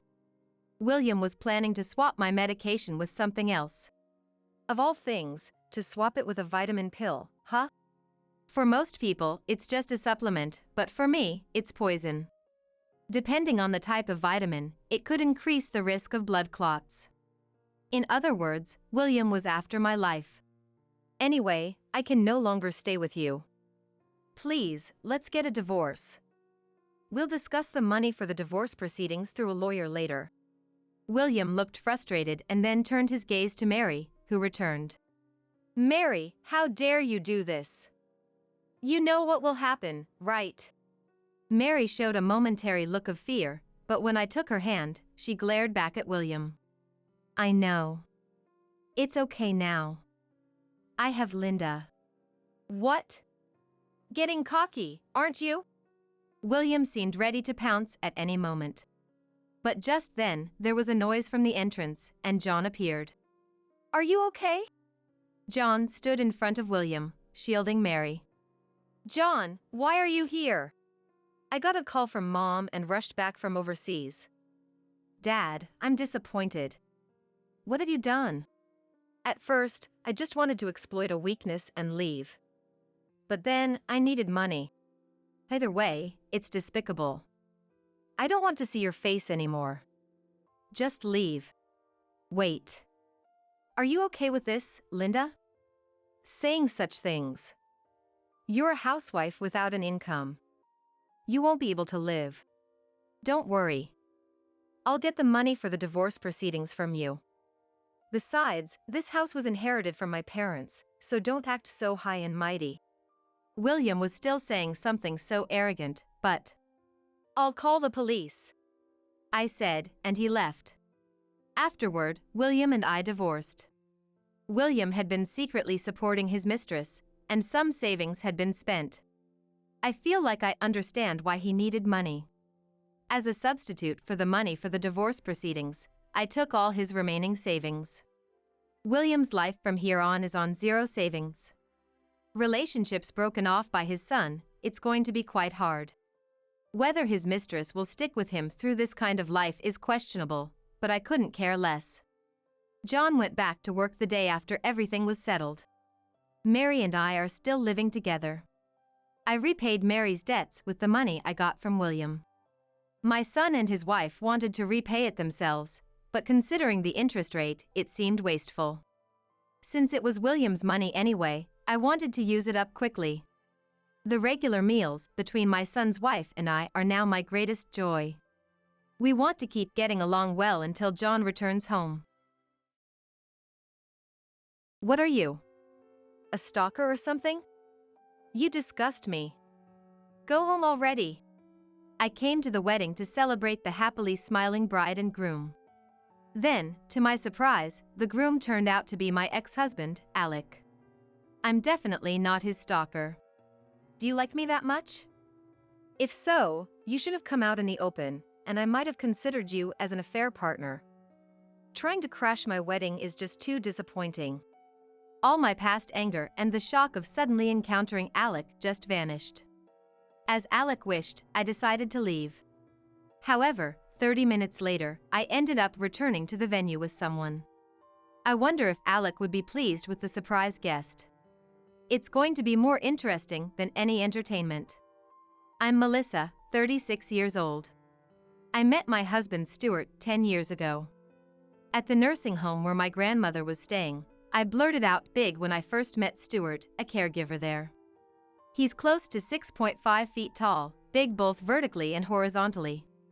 As I covered my mouth with my hand, feeling I had said too much, he smiled shyly. Big, right? Everyone calls me a bear. Gradually, I got closer to Stuart. Despite his appearance resembling a wild man-eating bear, his personality was like a cute bear sunbathing at a bear park. Kind, gentle, and comforting to be around. I never dreamed of marriage and had decided to stay single, but my stubborn heart was softened, and I ended up marrying. Now, blessed with our 4-year-old son Leon, I deeply feel it was the right thing to do. The reason I avoided marriage was because I had failed at it once. I got married for the first time at 22. To a man who was the opposite of Stuart, modern, slender, fresh-faced, and handsome. His well-featured face could make anyone believe he was a celebrity. In fact, my ex-husband Alec would often lie to people he just met. I used to model in Boston. Our married life was in my hometown, where it was quite rural. Not a farmland rural, but a place where everyone needs a car. Yet supermarkets and hospitals are only a 10-minute drive away, and if you drive 30 minutes more, you'll find a large shopping mall as well. I think it's a nice countryside. And as for Alec, he came from the city. He attended a nearby university and stayed in the area after graduation. At first, our marriage life was enjoyable. Alec got along with my friends, often suggesting we call someone to hang out. Being young, we would gather with friends, drink, and have fun. Alec was quick to fit in with a female-dominated environment. I thought he wanted to cherish everything about me, including my friendships. He loved me that much. I truly believed so. This is hard to say, but it was a few months into our marriage. A friend approached me seriously. Alec has asked me out multiple times, to hang out just the two of us without telling you. It wasn't an invitation to play tag or pretend. My head was immediately filled with indecent thoughts. And it wasn't just her. Alec had approached almost all of my friends. I felt betrayed by Alec and sorry for my friends. I confronted Alec immediately. I'm just saying that to be sociable. It makes women happy. Alec carelessly patted my head as I turned red with anger. Well, some simple women might misunderstand kindness from a handsome guy like me. Luckily, none of my friends betrayed me to go along with Alec's invitations. Everything was attempted but not fulfilled, and my friends forgave him with awkward smiles. After that, Alec's interactions with my friends ceased. Alec was also close with my parents. Once a month, he would visit my parents' home and drink with my father. With no more plans with my friends, visits to my parents increased. Got some booze for today. Alec and my father, both fond of alcohol, got along well, and home visits would turn into daytime drinking sessions. Alec would bring selected drinks as gifts, pleasing my father. My mother, Reagan, would prepare appetizers, and we spent lively times as a family. Alec, comfortable and natural with my in-laws, was well liked by them. But gradually, my parents started to act differently. One time, as I was about to go to the bathroom, my mom stopped me and whispered secretly, "We'd appreciate it if you could reduce the frequency of your visits. You know, we're getting older, and it's becoming difficult for us." She was vague, but it seemed she had more to say. "The alcohol Alec brought today is hard to come by, you know. I heard it costs $500. What? It's not that expensive? My mother clammed up. Then, she revealed something I hadn't expected. He's been asking us to pay for it. What? It's nice having Alec over and the alcohol is good. But, honestly, it's a burden to pay for expensive alcohol every time. Initially, the cost for the alcohol was around $20. Could I get the money for the alcohol? He would say so nonchalantly, and my mother happily paid. But gradually, the price increased, and it became normal for it to exceed $300. However, the actual cost of the alcohol was at most $50, and above all, it was purchased with our living expenses. $500 is just too much. But we can't spoil Alec's feelings, right? Indeed, my parents had repeatedly said that gifts were unnecessary, without me realizing the underlying sentiment. I thought I was doing filial piety by visiting frequently with Alec. I immediately confronted Alec, who looked happily flushed, about asking for money. Maybe because he was drunk, he responded nonchalantly. "What's the big deal? If you go to a club, you pay a lot of money, right? I'm bringing alcohol and drinking it with them, so I should get paid, or it's a loss. He didn't care about my anger at all, almost as if he expected gratitude. Turning towards my beet red face, he laughed. Hey, Melissa turned into an octopus. Reagan, make some octopus appetizers. I was so dumbfounded by the absurdity of it all that I lost my words. I just exchanged looks with my parents, who had twisted expressions. Alec seemed to like my family home. Unlimited drinks, a mother who worked like a maid, and he even receives pocket money. But I couldn't bring Alec home anymore. Ah, so boring. I'm nice to you and this is how you treat me. After that, Alec stopped coming to the house and started going out alone. On top of not giving me any money for living expenses, he had secretly incurred debts. And when infidelity came to light and I confronted him, he suddenly hit me. Shut up. I don't need you anymore. It's over, we're getting divorced. And that's how we ended up divorcing. A bitter memory I don't want to even remember. I had forgotten about him, blessed with a new family, but 13 years after the divorce, for some reason, Alec was here. And next to a bride in a pure white dress. Alec was the groom. It was a wedding I was invited to by my junior at work, Chanel. The guest list exceeded 300 people, a grand ceremony. Alec in his late 30s had changed his vibe, but there was no way I would mistake him for someone else.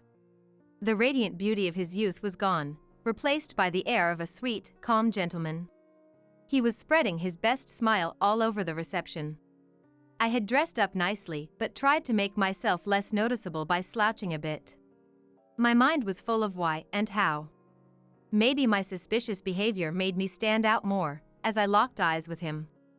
I smiled awkwardly and nodded slightly while sweating. Oh my God, how awkward. I felt so uncomfortable that I went to the bathroom. The reception had just started. I spent some time there, but I couldn't stay hidden for another 2 hours. Reluctantly, as I was about to return, Alec, with his arms crossed, was blocking the way in front of the venue. What are you doing here? I wanted to ask the same. When we divorced, Alec had scornfully said he hated country folk and moved to the city.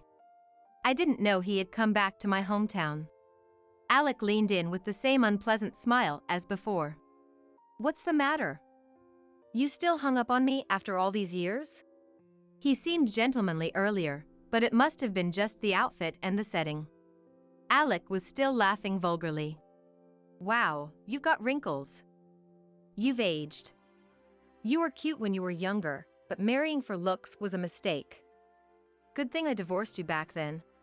Alec pointed at the faint laugh lines I was self-conscious about and laughed all by himself. I've always felt he was a bit immature, but now it's just creepy, like he's still a little kid. Oh, wait a minute, what was your name again? Oh, Averill? Betty? Let's see, oh yeah, Melissa. Look, just give up on me already. As you can see, I'm married. I've already. I started to say, but Alec wasn't listening to me. Can't believe you were able to stalk me with that face of yours. Don't you own a mirror? Or are your eyes rotten? Oh, maybe it's presbyopia? Let's make things clear, with your looks, there's no way you and I could start over. Ah, I didn't want to see you. In my memories, you were still cute. Don't tarnish my memories. Alec stuck out his tongue in jest. Our past is already tainted. I only remember fighting with Alec, and if it's possible, I'd remove those memories from my brain. I wasn't prepared to encounter Alec like this today. I wanted to say something back, but my mind went blank and no words came out. I clenched my fist tightly and looked away from him. Ah, your face is all red. Oh right, Melissa, you always used to get so mad and turn red. It was cute when you were younger, but a red-faced angry old woman is just ugly. My face felt even hotter. I looked away, but Alec kept peering into my face. You shouldn't choose a marriage partner based on looks. After all, looks fade. Sorry, Melissa, for leaving you when looks were all you had. This time, I'm going to be happy. I chose my partner not just for her looks, but for what's inside. What's inside? I couldn't help but ask back. Yeah, the inside. You must have been able to sneak in because there are so many people, but don't you see that you don't belong here at a wedding? Get lost already. He gestured as if he was shooing a dog away. But Again, Alec didn't listen to my words. Stop it. If you keep disrupting the wedding, I'll call the police. What you're doing is called stalking. But, do you like me that much? If so, you should have come out in the open, and I might have considered you as an affair partner. Trying to crash my wedding is just too disappointing. Alec was loquacious, not giving me a chance to interject. He's always been talkative, but now he seemed overly excited. Breathing roughly, he finished speaking to me. What are you? A stalker or something? You disgust me. Go home already. I came here to celebrate the happily grinning bride and groom. I'm certainly not Alec's stalker. But I didn't feel like clearing up Alec's misunderstanding. Fine, I'll leave. Past anger and the confusion of suddenly encountering Alec just disappeared, and I answered emotionlessly. I had my bag with me, so I decided to leave without returning to the reception. I turned my back and Alec waved at me. Bye-bye. I turned around and asked one last question. You chose her for what's inside? Alec smirked nastily and nodded deeply. Yeah. She's really the best. There's no way you could compete. Is that so? Hearing just that, I walked away from Alec. The wedding venue was on a small hill. Surrounded by the clear sky and the sea, it was a beautiful location with no buildings around. However, it's hard to return to town without a car. I had planned to call Stuart for a pickup in a few hours, so I explained the situation to him. While waiting for Stuart, I sat on a bench outside the venue, quietly looking at the sky. Stuart was with Leon in a nearby park, so it would take some time for him to arrive. I had woken up early today, got ready, and even had my hair done at the salon. Alec laughed at me for looking older, but my son, Leon, told me I looked cute. I was so upset over the treatment Alec had given me, after putting so much effort into looking nice. 30 minutes had passed since I left the venue. I thought it was Stuart calling when my mobile phone rang, but the screen strangely showed Alec. My finger froze as I was about to press the call button. I hadn't been in contact with him at all since the divorce, so I hadn't even thought about his name still being in my phone book. I definitely didn't want to deal with Alec, so I decided to ignore the call. But the phone kept ringing. After about 3 rings, it stopped, only to start ringing again without a pause. What's this? Does he still have something to complain about? In no time, the missed calls had piled up to dozens. At this point, it's hard to tell who the stalker is. Checking my call history, I realized a colleague from work had also called. Interrupted by Alec's incessant ringing, it was resulting in a missed call notification. While fiddling with my phone, scared of accidentally making a call, I noticed a message from my colleague amidst the missed calls and managed to check it. The candle service. It seems the bride, Chanel, is upset because of my absence. The candle service was one of Chanel's special requests. She had tried to gather all the guests who had stepped out for a toilet break or a smoke, causing a small commotion when I didn't return. I had messaged my colleague that I had to leave due to an emergency, but I could imagine Chanel wouldn't be satisfied with that explanation. The voicemail Alec left was, "I thought you were stalking me. If you were really a guest, you could have just said so. I'm not mad, so just come back already. It'd be a waste not to eat the cake." The condescending tone of his hurried message made me even less inclined to return. What a hassle. With hundreds of people there, it wouldn't matter if I was missing. I vented my true feelings, thinking no one was around. Then, a car pulled into the parking lot. To my surprise, a woman in a pure white dress got out of the driver's seat. She looked exactly like a bride. Normally, brides get ready at the venue, so this was clearly unusual. I couldn't help but stare at her. Noticing my gaze, the woman gave me a kind smile. Thank you for attending our wedding today. What? Misunderstanding, I forced a smile and explained.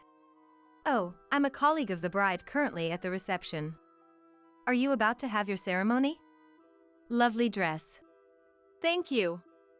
I've been looking forward to this day. Congratulations. Despite the pleasant atmosphere, I felt a sense of unease. I remembered Chanel bragging various things about the wedding. How she requested the highest quality catering, a dress by a famous designer. Her bragging wouldn't end and our break times were completely consumed by those topics. And one of them was the exclusive booking of the wedding venue. Normally, up to 6 couples could hold their ceremonies in a day. However, Chanel insisted on having her special day all to herself. I wondered if the woman had gotten the date wrong. The happily-looking woman confided a secret, saying, "Actually." Hearing this, I headed back to the venue I had just been kicked out of. It seemed like it would be more entertaining than any special performance. At the entrance of the banquet hall, Alec and Chanel were having an argument. Noticing me, Alec hurried over. I've been waiting for you forever. Chanel, having been informed by Alec, glared at me. So you know Alec? I heard you used to like him and followed him around. Saying you can't celebrate the marriage of someone you used to like and leaving? That's something middle or high schoolers would do. How inconsiderate. Chanel, it was Alec who told me to leave. Don't be annoying. Can you not call my husband by his first name? Alec avoided my gaze as soon as I looked at him. As if a casual lie could cover the truth. Right, I should have been more considerate. After all, Alec and I divorced over 10 years ago. Excuse me? What did you say? Chanel tilted her head in confusion. Obviously, Alec hadn't shared any inconvenient truths with her. Alec tried to silence me, but I spoke up anyway. What do you mean? Alec and I were married. Chanel's eyes widened in shock. Alec, sensing danger, shrank back like a scared kitten. What? You used to be married? I didn't know about this. Unbelievable. Before the wedding, Chanel often spoke about her ideal partner. Someone with fair skin, a model-like face, who would grant all my wishes like a prince. And of course, he has to be utterly devoted to me. A wish list that seemed pulled straight from a fairy tale. I had heard she had dated twice in the past, but she broke up with them because they merely glanced at another girl, screaming betrayal at the slightest provocation. She would never accept a history of divorce. Then Chanel, giddy with the notion of having found her Prince Charming, had married Alec after a brief courtship. It was Chanel's mistake for not looking into him more, despite her usual insistence on details. Alec hurried to cover up. Chanel, it's not what you think. I did marry her, but it was a youthful mistake. A folly of youth, you know? And to prove it, we split up after about a year. He tried to put his arm around Chanel's shoulder, only to be shrugged off. I had pretty much forgotten she existed, and now I'm all about you, Chanel. It's actually her who's been bothering me. She kept staring at me during the ceremony, and it was really creepy. Come on, Chanel, Melissa is the annoying one. You know I wouldn't be interested in someone like her. Trust me. Chanel's lips were clenched so tightly that they bled. She seemed to be holding back her anger. I get it, Melissa is the annoying one. I mean, you knew it was Alec as soon as you saw the invitation, right? Did you dress up all fancy because you thought you'd see Alec? Talk about creepy. Thinking there might be a chance? I had become the common enemy of Alec and Chanel. By berating me, Chanel seemed to have felt better and snuggled up to Alec artificially. She's my stalker. Probably got mad knowing I was getting married. Lately, she's been following me around. It's been truly creepy. It was too much not matter how much she likes me.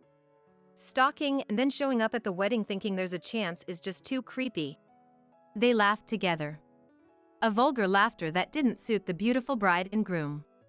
Melissa, I'm sorry. I know it must be hard to see me and Alec so happy, but it's unthinkable for someone to leave in the middle of the ceremony. Please, stay till the end to get over your feelings for Alec. I was ridiculed thoroughly. I couldn't possibly celebrate their union now. Chanel, I really didn't know the groom was Alec. Save your pointless act. It's true. Because he had a different last name back then. Chanel, not understanding, was carefully enlightened by me. He was Alec Brown before. Now, Alec Taylor. Do you understand why? Alec was the first to pounce on me. Not that we were getting along, but Chanel, with a look of anger, pulled us apart. This made it easier to continue. Alec has been married and divorced several times after divorcing me, even taking his wives' last names. Alec yelled, "Shut up," but was immobilized by Chanel, who had thrown her arms around him. Chanel's grip tightened, and Alec began to moan in pain. Alec's history of divorces wasn't just once. It appears he had been married and divorced at least 5 times. Knowing the truth, Chanel's grip tightened around Alec to the point it seemed she might be breaking his spine. Alec couldn't even make a sound. To those unaware of the turmoil, they might appear as a passionately embracing bride and groom. The banquet staff, previously too intimidated to intervene, finally managed to stop Chanel. Chanel's fiery temper had evidently left the staff terrified. But they seemed to realize Alec's life was in danger if they didn't act. After a bit of coughing, Alec turned his fury on me. Melissa. Secretly following me around and digging up unnecessary information. You're beyond what you call a stalker. Although Alec's bloodshot eyes were frightening, I kept my composure. Come on, it's your wedding. Let's keep it calm. I looked towards the lobby and saw that she was prepared. Alec, congratulations on your wedding. I clapped loudly. Perplexed Alec and Chanel watched with a perplexed expression. Then a woman in her wedding dress approached. The shyly smiling woman was far more charming as a bride than Chanel. While I was blessing them with a full smile, Alec stepped back with a pale face. Isabel. The woman who had arrived at the venue in a wedding dress was named Isabel. According to her, she had been dating Alec until a few months ago. They even got engaged. But he broke up with her suddenly without giving a reason, and Isabel couldn't accept it. Upon investigating, she discovered he had another fiancé and was repeatedly getting married. Her unceasing smile in this situation was eerie.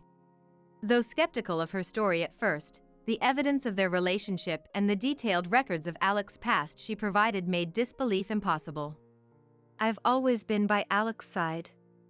I know everything about him. So the stalker was you? Alec had actually been a victim of stalking. That's why he mistook me for the stalker. While Chanel and the staff were stunned, Isabel pulled Alec's arm. In place of the frozen staff, I pushed open the heavy doors to the banquet hall. Inside, the guests were tired of the lengthy and dull entertainment. The newly returned bride and groom were greeted with huge applause. Thank you, everyone, thank you. Isabel led Alec through the venue. Isabel radiated a happiness aura from her entire being. Alec, now utterly soulless, barely managed to stand. A light push on his index finger might topple him. Gradually, the applause thinned, and the room grew so quiet you wouldn't think it held hundreds of guests. Who are you? Finally, Chanel shouted. Lifting her dress, she stormed towards Isabel. A beautiful bride and an ugly bride faced off. I was the one promised to marry Alec. Chanel pulled on Alec's right arm, while Isabel clung to his left. Lies. It's not a lie. I presented the evidence Isabel had prepared to Chanel. Even after seeing it, Chanel screamed, "It's a lie," and threw the evidence away.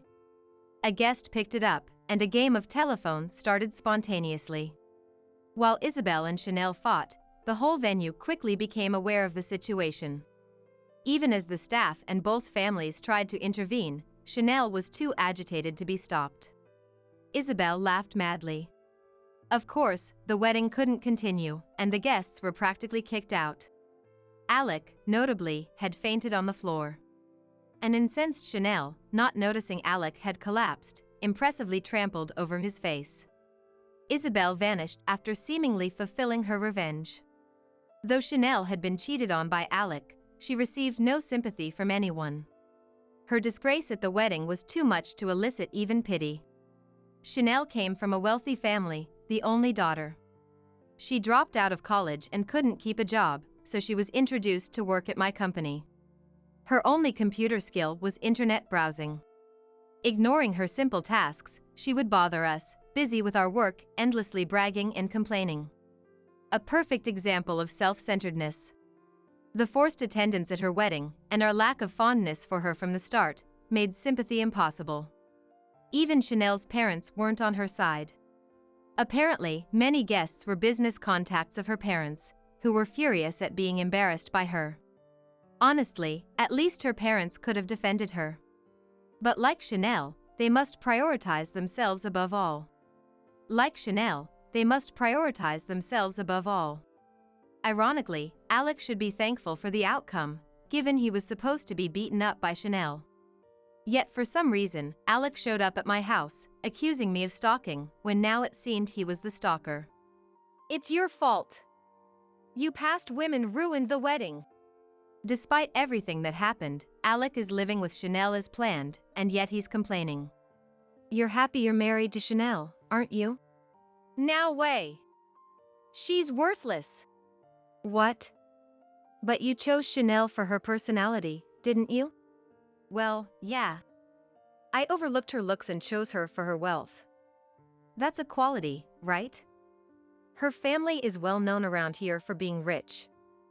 But if her family's money isn't coming in because she's estranged from them, there's no point in being with her.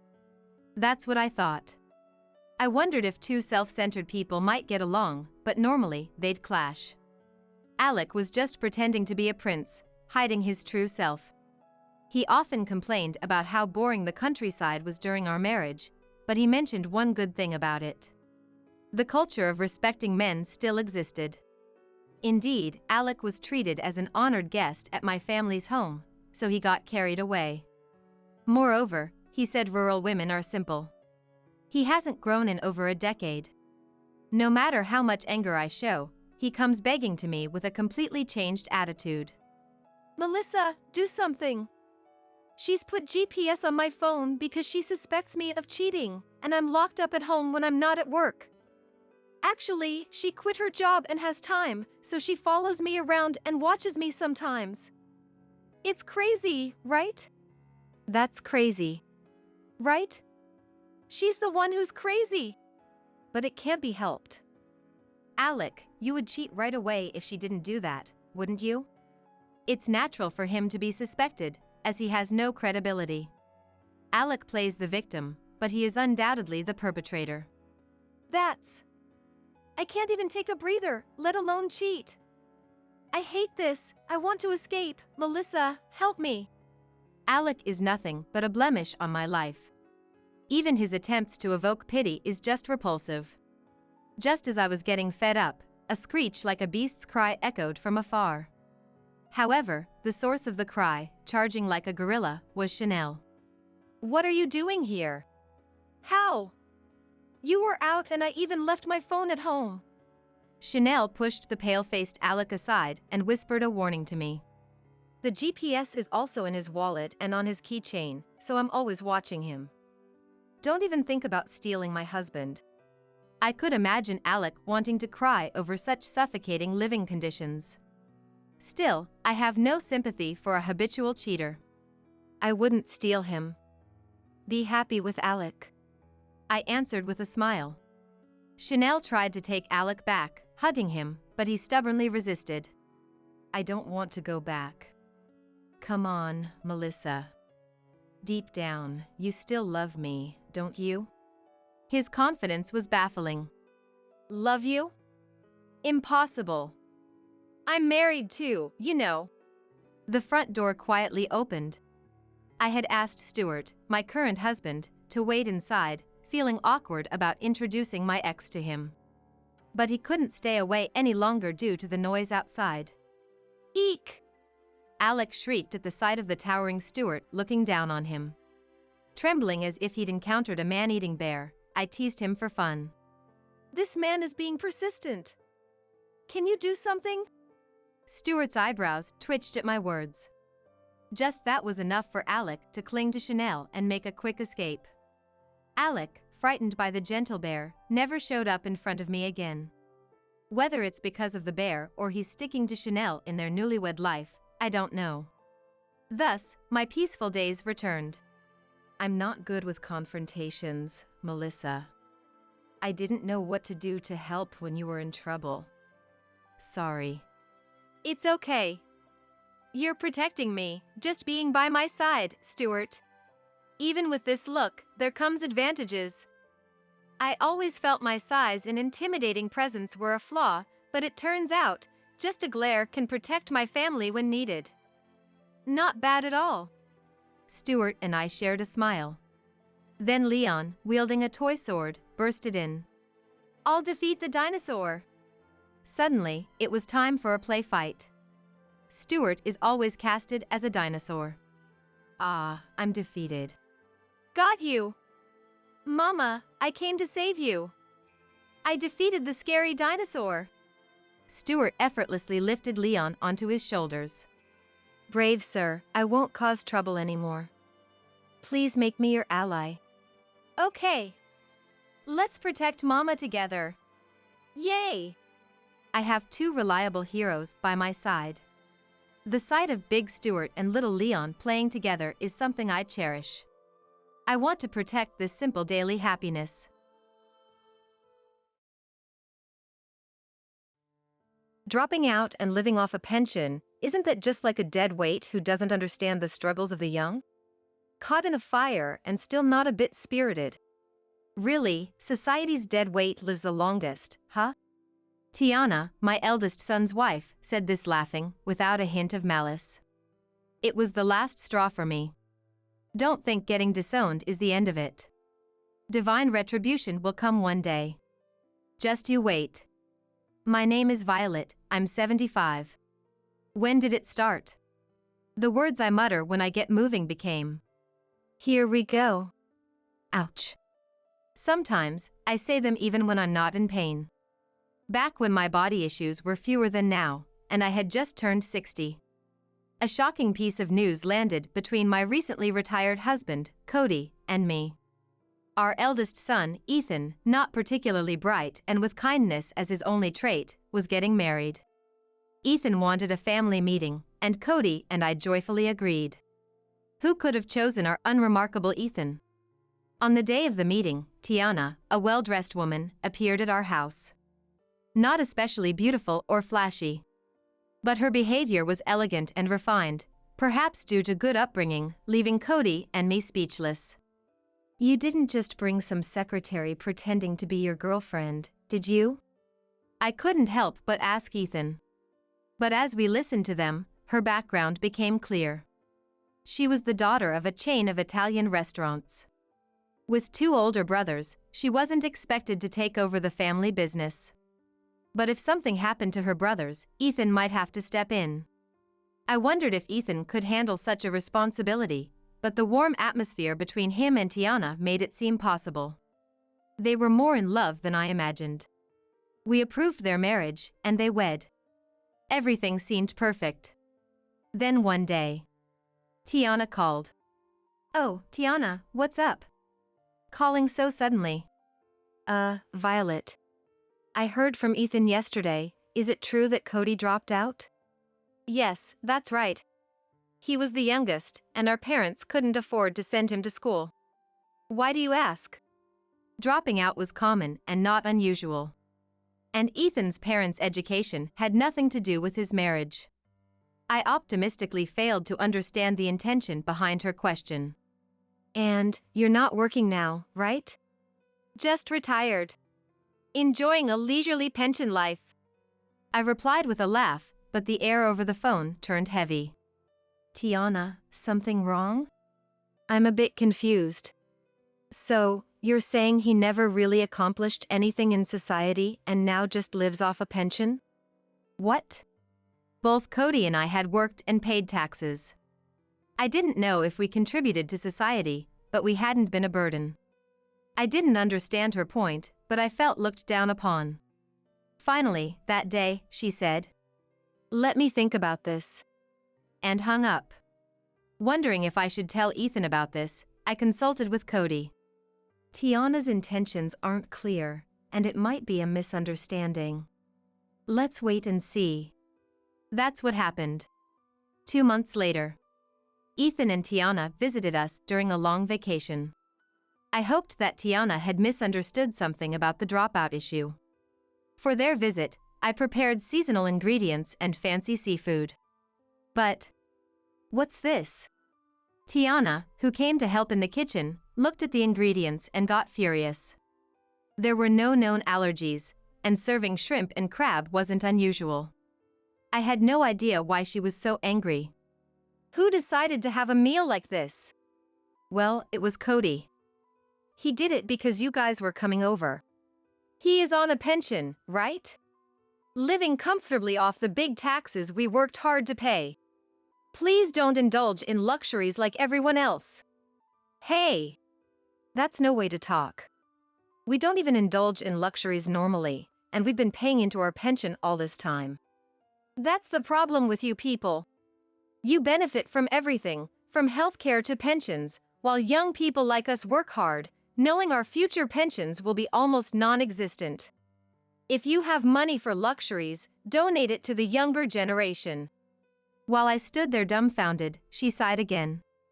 In my family, my parents and brothers all went to college, studied hard, and provide dedicated service to society and our customers every day. And they earn well, of course. Cody, he worked in a factory, right? Didn't study much and settled for low wages, just moving his body around, and his future was secured. How nice. We work hard but never feel it's enough for our efforts. I couldn't tell if we were indeed better off than Tiana's family unless I compared our incomes. But, regardless, it wasn't fair for her to say all this. Does she even understand how the pension system works? I wondered. If you have so many complaints, then leave. I was about to say that when. What's all this noise about? Cody, who should have been at the grocery store with Ethan, appeared from behind. Cody. Tears welled up in my eyes, maybe because of the harsh words thrown at him. He had always worked hard for our family. He even gave up school for us. He's a respectable man who's been working tirelessly for us. He doesn't deserve to be looked down on like this. Cody, can you please stop living so luxuriously? Huh? With a haughty attitude and arms crossed, Tiana glared at him. This woman, she's still mocking Cody. If you're living off a pension, please lead a modest life or save for your demise. We don't want our hard-earned money going to people like you. Tiana, what's wrong? I'm not living luxuriously or anything. No. Just preparing all these fine ingredients is a nuisance. We can afford this with our own money. It's not like they're high-end ingredients. I just thought it'd be nice for today. If you're feeling uncomfortable. That's not it. It makes me sick that people like you, who never studied properly and just continued a fool's job, live off pensions and eat like this. I thought to myself, factory work varies, and without people manufacturing, you wouldn't have the car you came in. But I stayed silent. Nothing I said would get through to her. But Cody reacted differently. I tried to be understanding because you're Ethan's wife, but this is too much. I paled, realizing he was angry. He rarely gets angry, maybe once in every 8 years, more rarely than the Olympics. If he exploded now, Tiana would be in trouble. That's when it happened. From the back room, I heard an explosion and the sound of something collapsing. Dad, Mom, Tiana. There's a fire in the back. Get out quick. Guided by Ethan, who rushed and drenched with water, we managed to escape the house without harm. Exhausted, we all watched our home engulfed in flames. It's good that everyone's safe. Ethan muttered. Yes. I replied. It seemed like an electrical fault in the neighbor's house had caused the fire, which spread to ours. Almost everything except the second floor was burned, and the house was unlivable. What a long vacation this turned out to be. What do we do now? Cody mused. Yes. Watching us, Tiana said. We're not going to take care of you. We, who had not even thought of asking for such a thing, exchanged glances in surprise. What is this kid talking about? When times like this come, isn't it like this? You old folks living on pensions don't have money, so you say, you're the eldest son, so you should take us in, right? I read it on the internet. You wouldn't say something like that, would you, Cody? Of course not. I wouldn't bother Tiana or Ethan with such things. Cody, calmed by the fire and now exhausted, nodded. Ethan watched our exchange with a solemn expression. I was afraid to ask what he thought. Just so you know, don't try to get closer to us just because our house burned down. Tiana, what's gotten into you? We never said we'd do anything like that. Cody continued. That's right. He agreed with my words. It seemed like the anger was flaring up again. People with no brains can't imagine what others might think. After all, how can you, living on pensions, rebuild your lives with no education? Tiana laughed mockingly. I couldn't deny it. I wasn't sure about the cost of house repairs, and how much would the fire insurance cover. I had just heard that if it's a fire spread from somewhere else, suing the responsible party isn't an option. Beyond education, there aren't many places a 60-year-old can work. Violet, you're just a high school graduate, but dropout Cody will just be a burden to you. Tiana said this with a smile, seemingly without any malice. Anger welled up inside me. You're still lively despite being caught in a fire. Society's burdens live the longest. Before Cody could grab Tiana by the collar in response to her words, my slap should have exploded. But my slap didn't hit Tiana, it struck Ethan's left cheek. Ethan! Why are you defending her? You're making a mockery of Dad. Cody restrained me as I cried out, and Ethan stepped forward as if to shield Tiana. I'm sorry, Ethan muttered, looking down. Does marrying mean your wife is more important?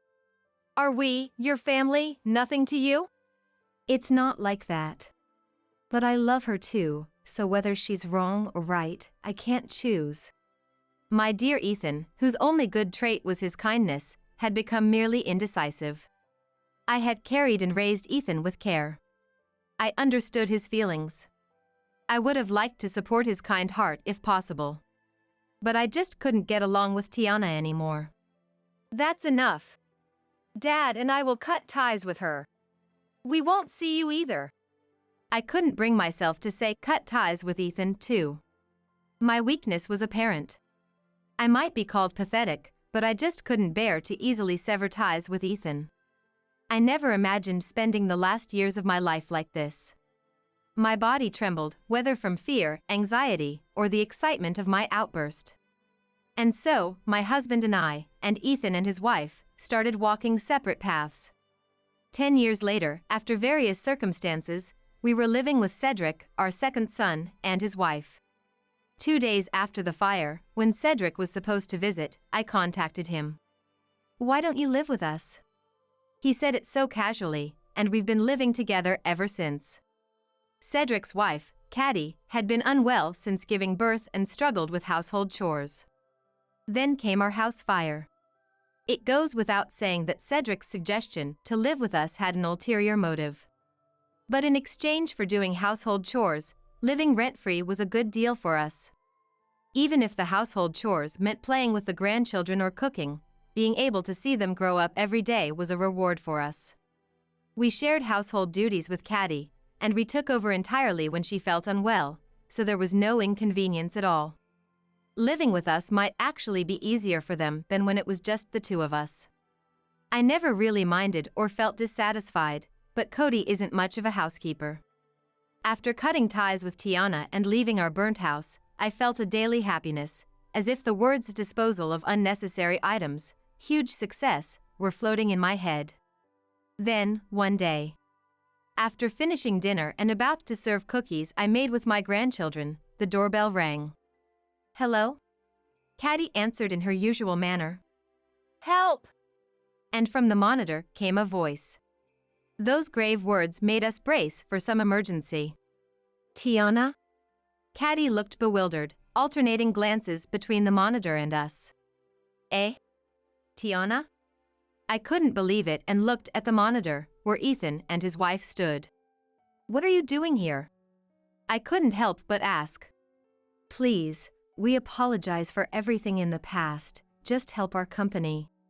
The sight of Ethan and his wife asking for help through the monitor caught even me off guard.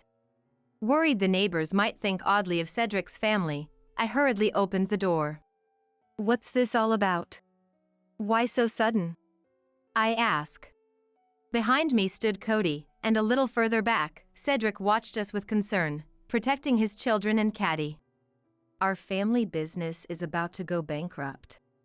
The family business, United Capital Holdings? You've expanded since your marriage, it should be fine, right? Indeed, her family business had grown rapidly since their marriage, now a respectable corporation. I knew from the newspapers a few years back that Ethan had joined the management, following her grandfather's wish to keep it family-operated. But at this moment, I pretended not to know, although I was fully aware of their imminent bankruptcy and its reasons. Of course. They had to come to our house, and I could barely suppress a laugh. No. I mustn't laugh. I can't divulge details, but expanding so much has backfired. Can you help us without asking anything? Let me guess, you hired manager candidates thinking anyone would be fine as long as they were college graduates, and they did whatever they wanted? I know all about it. Cody was the one who reacted to her words. Like me, he, who knew everything, couldn't completely hide his amusement. "So you knew, Mr. Gourmet Iron Man," Tiana said, looking dejected. Since living here, Cedric often takes me out to eat. Starting a blog turned out to be popular, what a hassle. Cody laughed. Since moving in with Cedric and his family, Cody, who loved food, was frequently taken out to various restaurants by Cedric.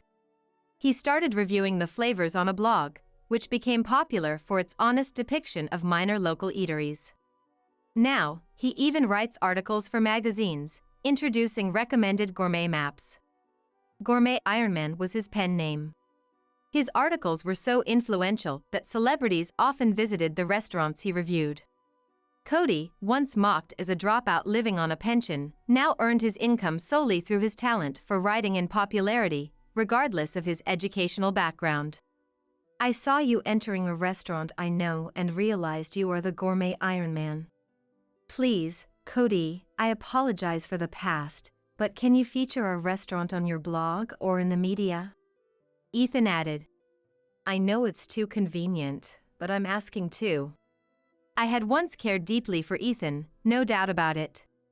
But after 10 years without contact, their return now, trying to salvage only the good parts, made me feel nauseous beyond disgust. It's way too convenient.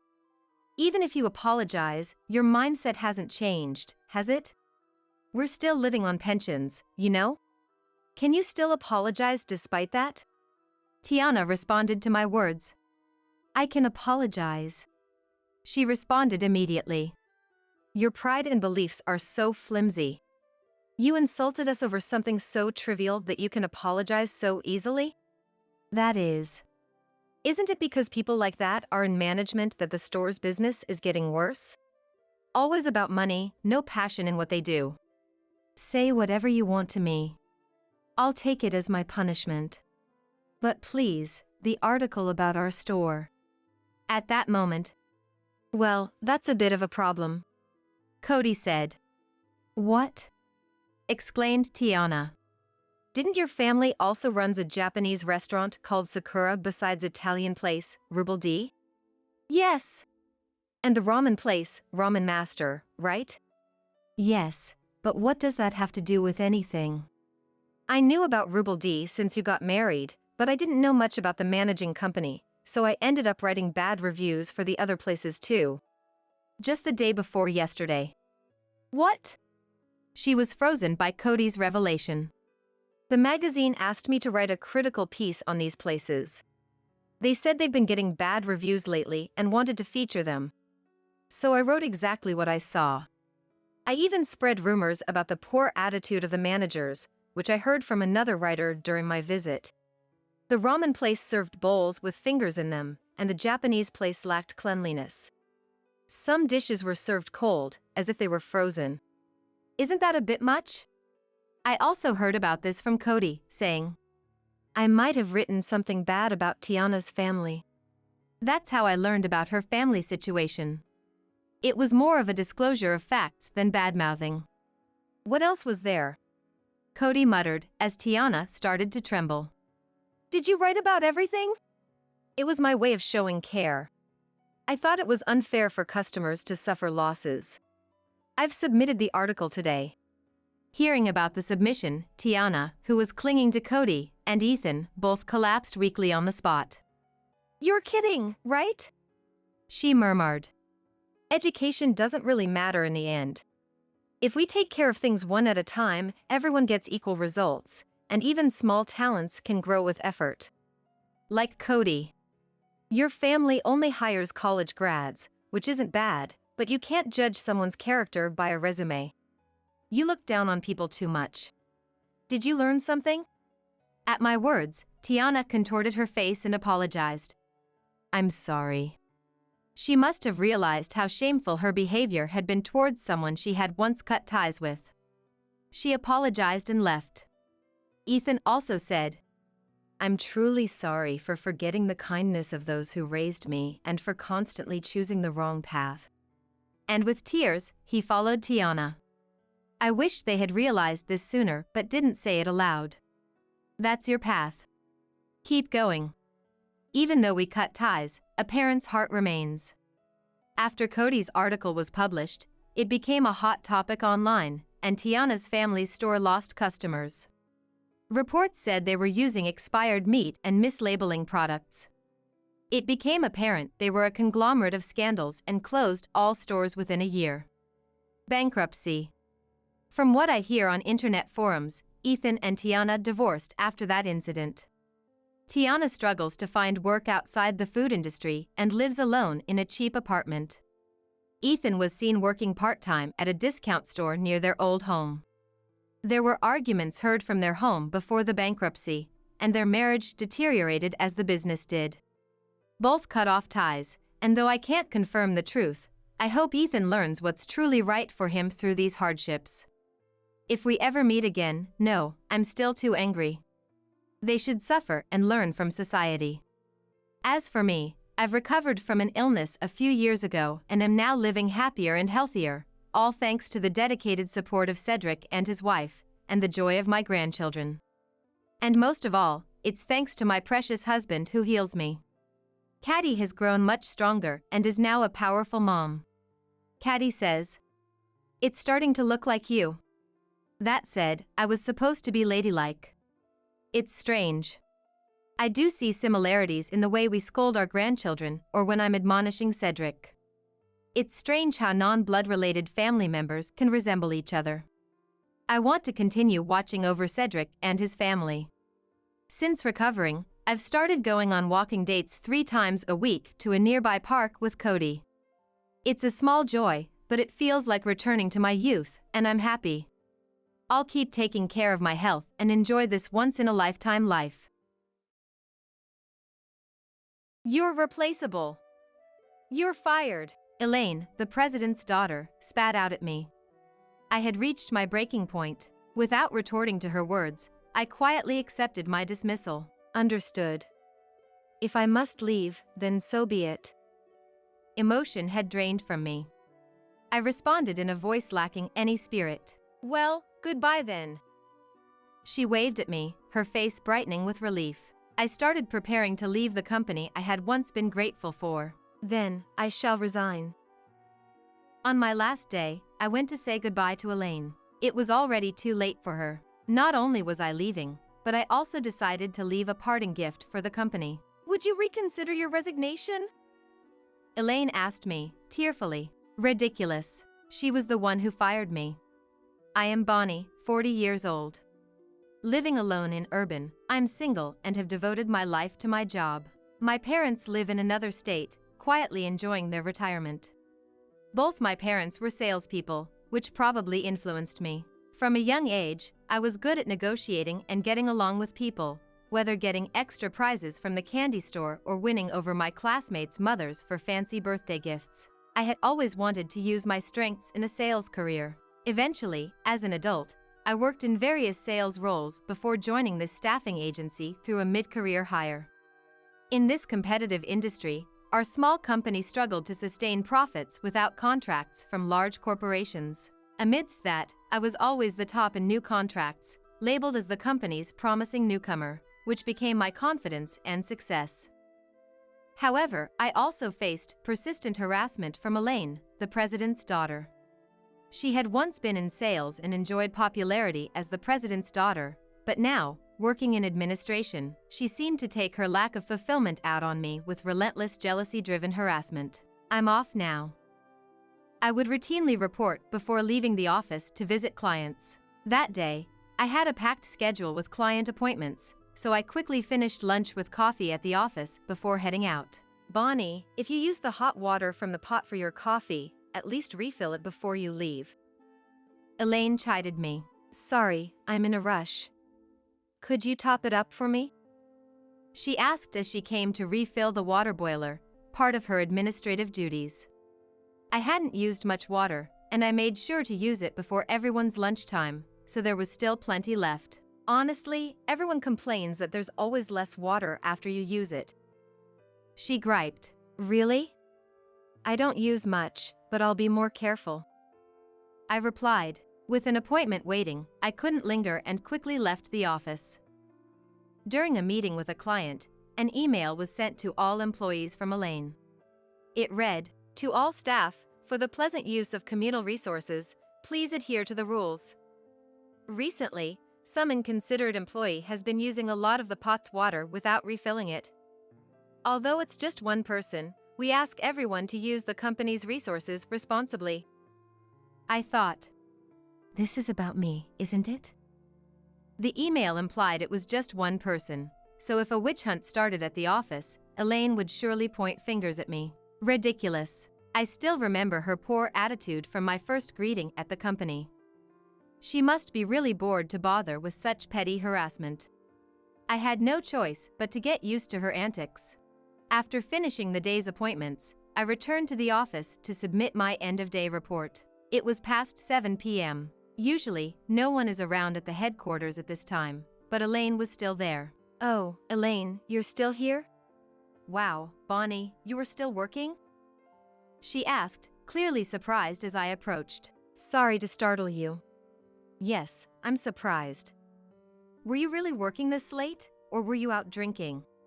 I wasn't drinking. It just got late because I had many places to visit. What I wanted to ask was why she was still at the office at this hour. But I couldn't say that. After all, being the president's daughter, she had a habit of bullying others by exploiting their weaknesses. I'm heading home now, Elaine. Don't stay too late yourself. Just go home already. Sigh, another day drained by unnecessary issues. But something was bothering me. I couldn't help but wonder why Elaine was staying so late, and why she got puzzled as I spoke to her.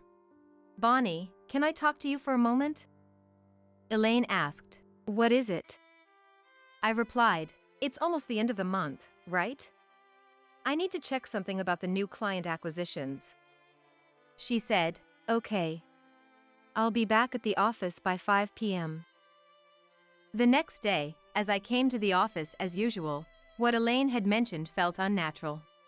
Why would an admin staff be concerned about the sales department's client numbers?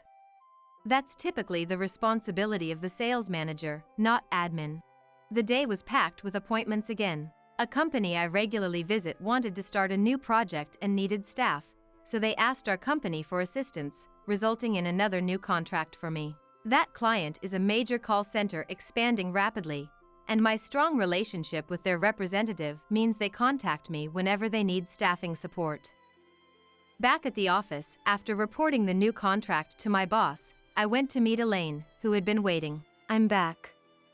You mentioned something about a client this morning. What's up? I asked. Bonnie, are you securing these new contracts by forming deep relationships with the clients? She inquired. What? I was taken aback by her unexpected question. No, of course not. I stammered. Is that so? Well, if that's the case, then it's fine. Is that all?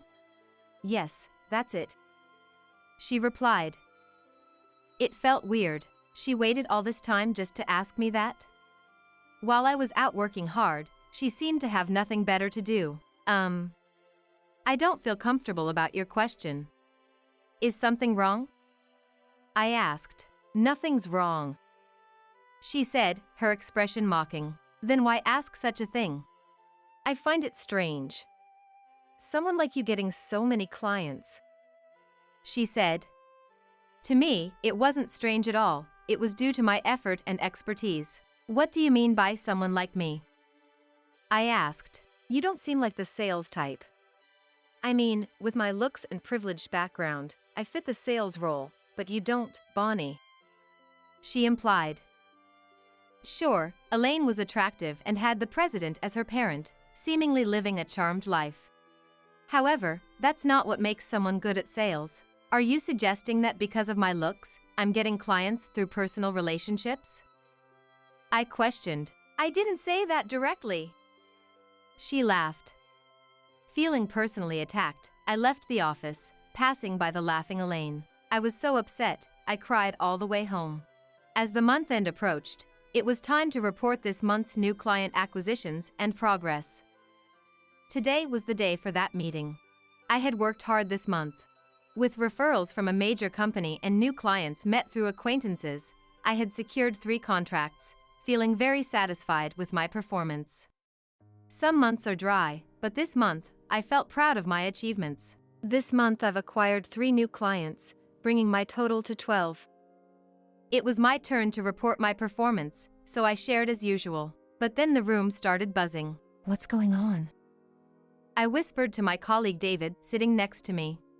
He is a friendly guy I've been close with since we started together, and quietly filled me in. The documents say something different. What? I checked my papers and they matched what I had just reported. However, his copy showed my new client count as 0, with a note saying there were issues with my sales acquisition methods under investigation. What's this? Let's talk about it later. We should continue the meeting. David advised, so I followed his lead and got through the meeting. I asked him for more details afterwards. Why were my documents different from everyone else's? Elaine prepared them, so I'm not sure. At that point, I understood. It was harassment from her. Elaine prepared them, I see. I took the documents David had and went to confront Elaine. Elaine, I need to talk to you. What's up? Don't look so scary. She said, this document, what is it? It's false, right? This is too much, even for harassment. I found myself raising my voice at her without realizing it. I was that angry. Then she said something shocking. Bonnie, do you know what happens when you talk to me like that? What? You're replaceable. You're fired. She spat out. I felt myself crumbling, exhaustion washing over me. After a heated argument, I found myself saying, understood. I'll leave, then. The intense argument in the office had made me the talk of the company. Despite contributing so much, why was I facing this? But I had said I would leave. What about my living expenses starting tomorrow? That thought drained all my motivation. Deeply upset, I got a call from David, who was worried about me. I didn't realize it was that serious, sorry. I couldn't back you up as your colleague. It's okay. Elaine's harassment has been ongoing since I joined. Still, the company will take a big hit losing someone with your clientele. Are you really quitting? His words made me reconsider. But the opponent wasn't just any employee. She was the president's daughter, with considerable influence. I guess so. I'm confident in my sales record, and I'll do sales at another company. That's all I have. I see. But here's a personal piece of advice: don't just quit. If you're leaving anyway, why not pay her back? She's not that great, even if she's the president's daughter. Hearing that, I thought, maybe he's right. Being a competitive person, I couldn't just leave after all the harassment from Elaine, as he suggested. I thought about what kind of payback I could give during my remaining time before resigning. I also decided to start looking for a new job. Thanks, David. Your words sparked a great idea. Plus, I'm going to start job hunting. I told him. That's good to hear. Personally, I wish you'd stay, but if you're leaving, it might be fun to give Elaine a bit of trouble as a parting gift. He said. You might be right. I mused. After hanging up with David, I dove into my job search and decided to use my remaining paid leave. I had a lot accumulated due to rarely taking time off. I went to Elaine to tell her about my plans. Elaine, thanks for deciding to fire me the other day. She seemed surprised by my attitude, probably expecting me to be depressed. What's with that attitude? She asked. Did you think I'd be down? No, but you're tougher than I thought. Yes, I am. By the way. I cut her off mid-sentence to tell her I'd be using my accrued leave. Paid leave? I won't allow it. You should just leave quickly since you're fired. Is she an idiot? She doesn't even realize the problem with her statement. Do you not know? You can't just fire someone easily, and you can't deny paid leave without a special reason. Fine, take it then. She relented easily. It wasn't as satisfying as I hoped, but I planned to use my leave to execute a great idea. Thank you. I'll come back to the office on my last day to say goodbye. Why bother with that attitude? You don't need to come back. I looked her in the eyes and gave her a sly smile. Just wait and see, Elaine. You'll be in for a surprise. I started to feel a bit excited. I then scheduled appointments to say goodbye to all our clients. I wasn't using my leave to rest, but to execute a plan that would lead to my next move. I decided to use all 30 days of my leave for this purpose and as payback to Elaine. I received regretful responses from many clients. When I explained my resignation to our biggest client, they were indignant. If you leave, we'll end our dealings with your company and shift our business to wherever you go. They said. I didn't need to be honest with clients, but I wanted them to stop dealing with my soon-to-be former company. That turned out to be more effective than I imagined, with all clients reacting the same way. I had to admit, it was a brilliant idea. Imagining Elaine's future distress made me feel quite relieved already. One day, while I was using my paid leave, Elaine called my cell phone. Bonnie, all the clients you were handling are suddenly ending their contracts with us. Did something happen? I don't know anything about that. I feigned ignorance. She probably didn't imagine I was contacting clients during my leave. She seemed too nonchalant. It's strange. It's not like they would stop dealing with our company just because you left, right? Well, I was just a representative. My leaving shouldn't influence our company's contracts that much. I know that. But it's strange. One after another, they're ending the contracts. Probably due to the recession. She mused. I almost laughed at how clueless she was. My plan was working. Then, I received a call from a top client. They wanted to discuss a possible headhunting offer. An unexpected development. I decided to meet with them. First, I called David. Since it was his idea that inspired me, I thought I should tell him. Hey, how are you? I'm fine. But I have something to report. What happened? Remember our talk? I came up with a plan. If I'm quitting anyway, why not get back at Elaine? He seemed almost to say, that sounds fun. As he eagerly listened to the story, I explained everything to our clients. and they all said they'd move their contracts to wherever I go next. Bonnie, you're incredible, a real sales pro. I'm grateful, but I feel a bit guilty, yet impressed with myself. Thanks to you, David. Though I knew it complicated things for him, who was still at the company, I vowed to repay his kindness somehow. As I completed informing all clients, I decided to accept the headhunting offer. That company was a major client of my soon-to-be former company, so their contract cancellation was a significant blow. The company that headhunted me was setting up a new subsidiary in staffing and wanted me to handle their sales. With my new job secured, my mission was complete. On my last day, I went to the office to say goodbye. I've appreciated working with you. Elaine seemed off. That's the least of our problems. What happened? Turns out, all the projects I managed were cancelled at the request of the clients. The company was facing issues due to a significant drop in revenue. Dad's so angry with me. What do I do now? She collapsed, crying. What to do? This happened because you decided to fire me, right? I looked down at the crying her and said, I'm being blamed by Dad and the sales director. They're saying it's my fault Bonnie was fired and that I should fix the sales drop. But I can't do that. She was crying like a child, but I was satisfied with the payback I had achieved. Elaine, remember how you said my appearance wasn't right for sales and that I secured deals through personal relationships? Maybe this is karma. I'm sorry for that. I did reflect on it afterward. Reflect? Too late for that. I didn't feel any reflection from you. And that's not all you did to me. Maybe you should try contacting the clients yourself to recover the sales. Though I doubt you can. I can't do sales. She used to be in sales. What is she talking about? Weren't you in sales before? Oh, I see, you were removed because you couldn't do the job? She just sat there, her face a mess with tears, unable to speak. I had nothing more to do there, so I decided to leave. Well, I'll be resigning now, Elaine. Can't you reconsider your resignation? Our company's sales are in trouble. No, thank you.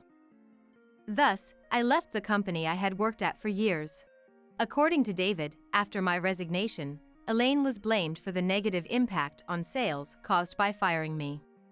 That affected the employees' bonuses and led to complaints, resulting in her being forced out of the company. She's been now idle at home. I was enjoying success at the new company that headhunted me. One day, I heard from David that he too had left the company. I explained the situation to my new company and managed to get him hired. We were working together again, striving side by side. It was fun to work with a former colleague, and we were gradually securing contracts with the clients I used to deal with at my previous company. Thanks to it, I won a newcomer award this month and felt very fulfilled.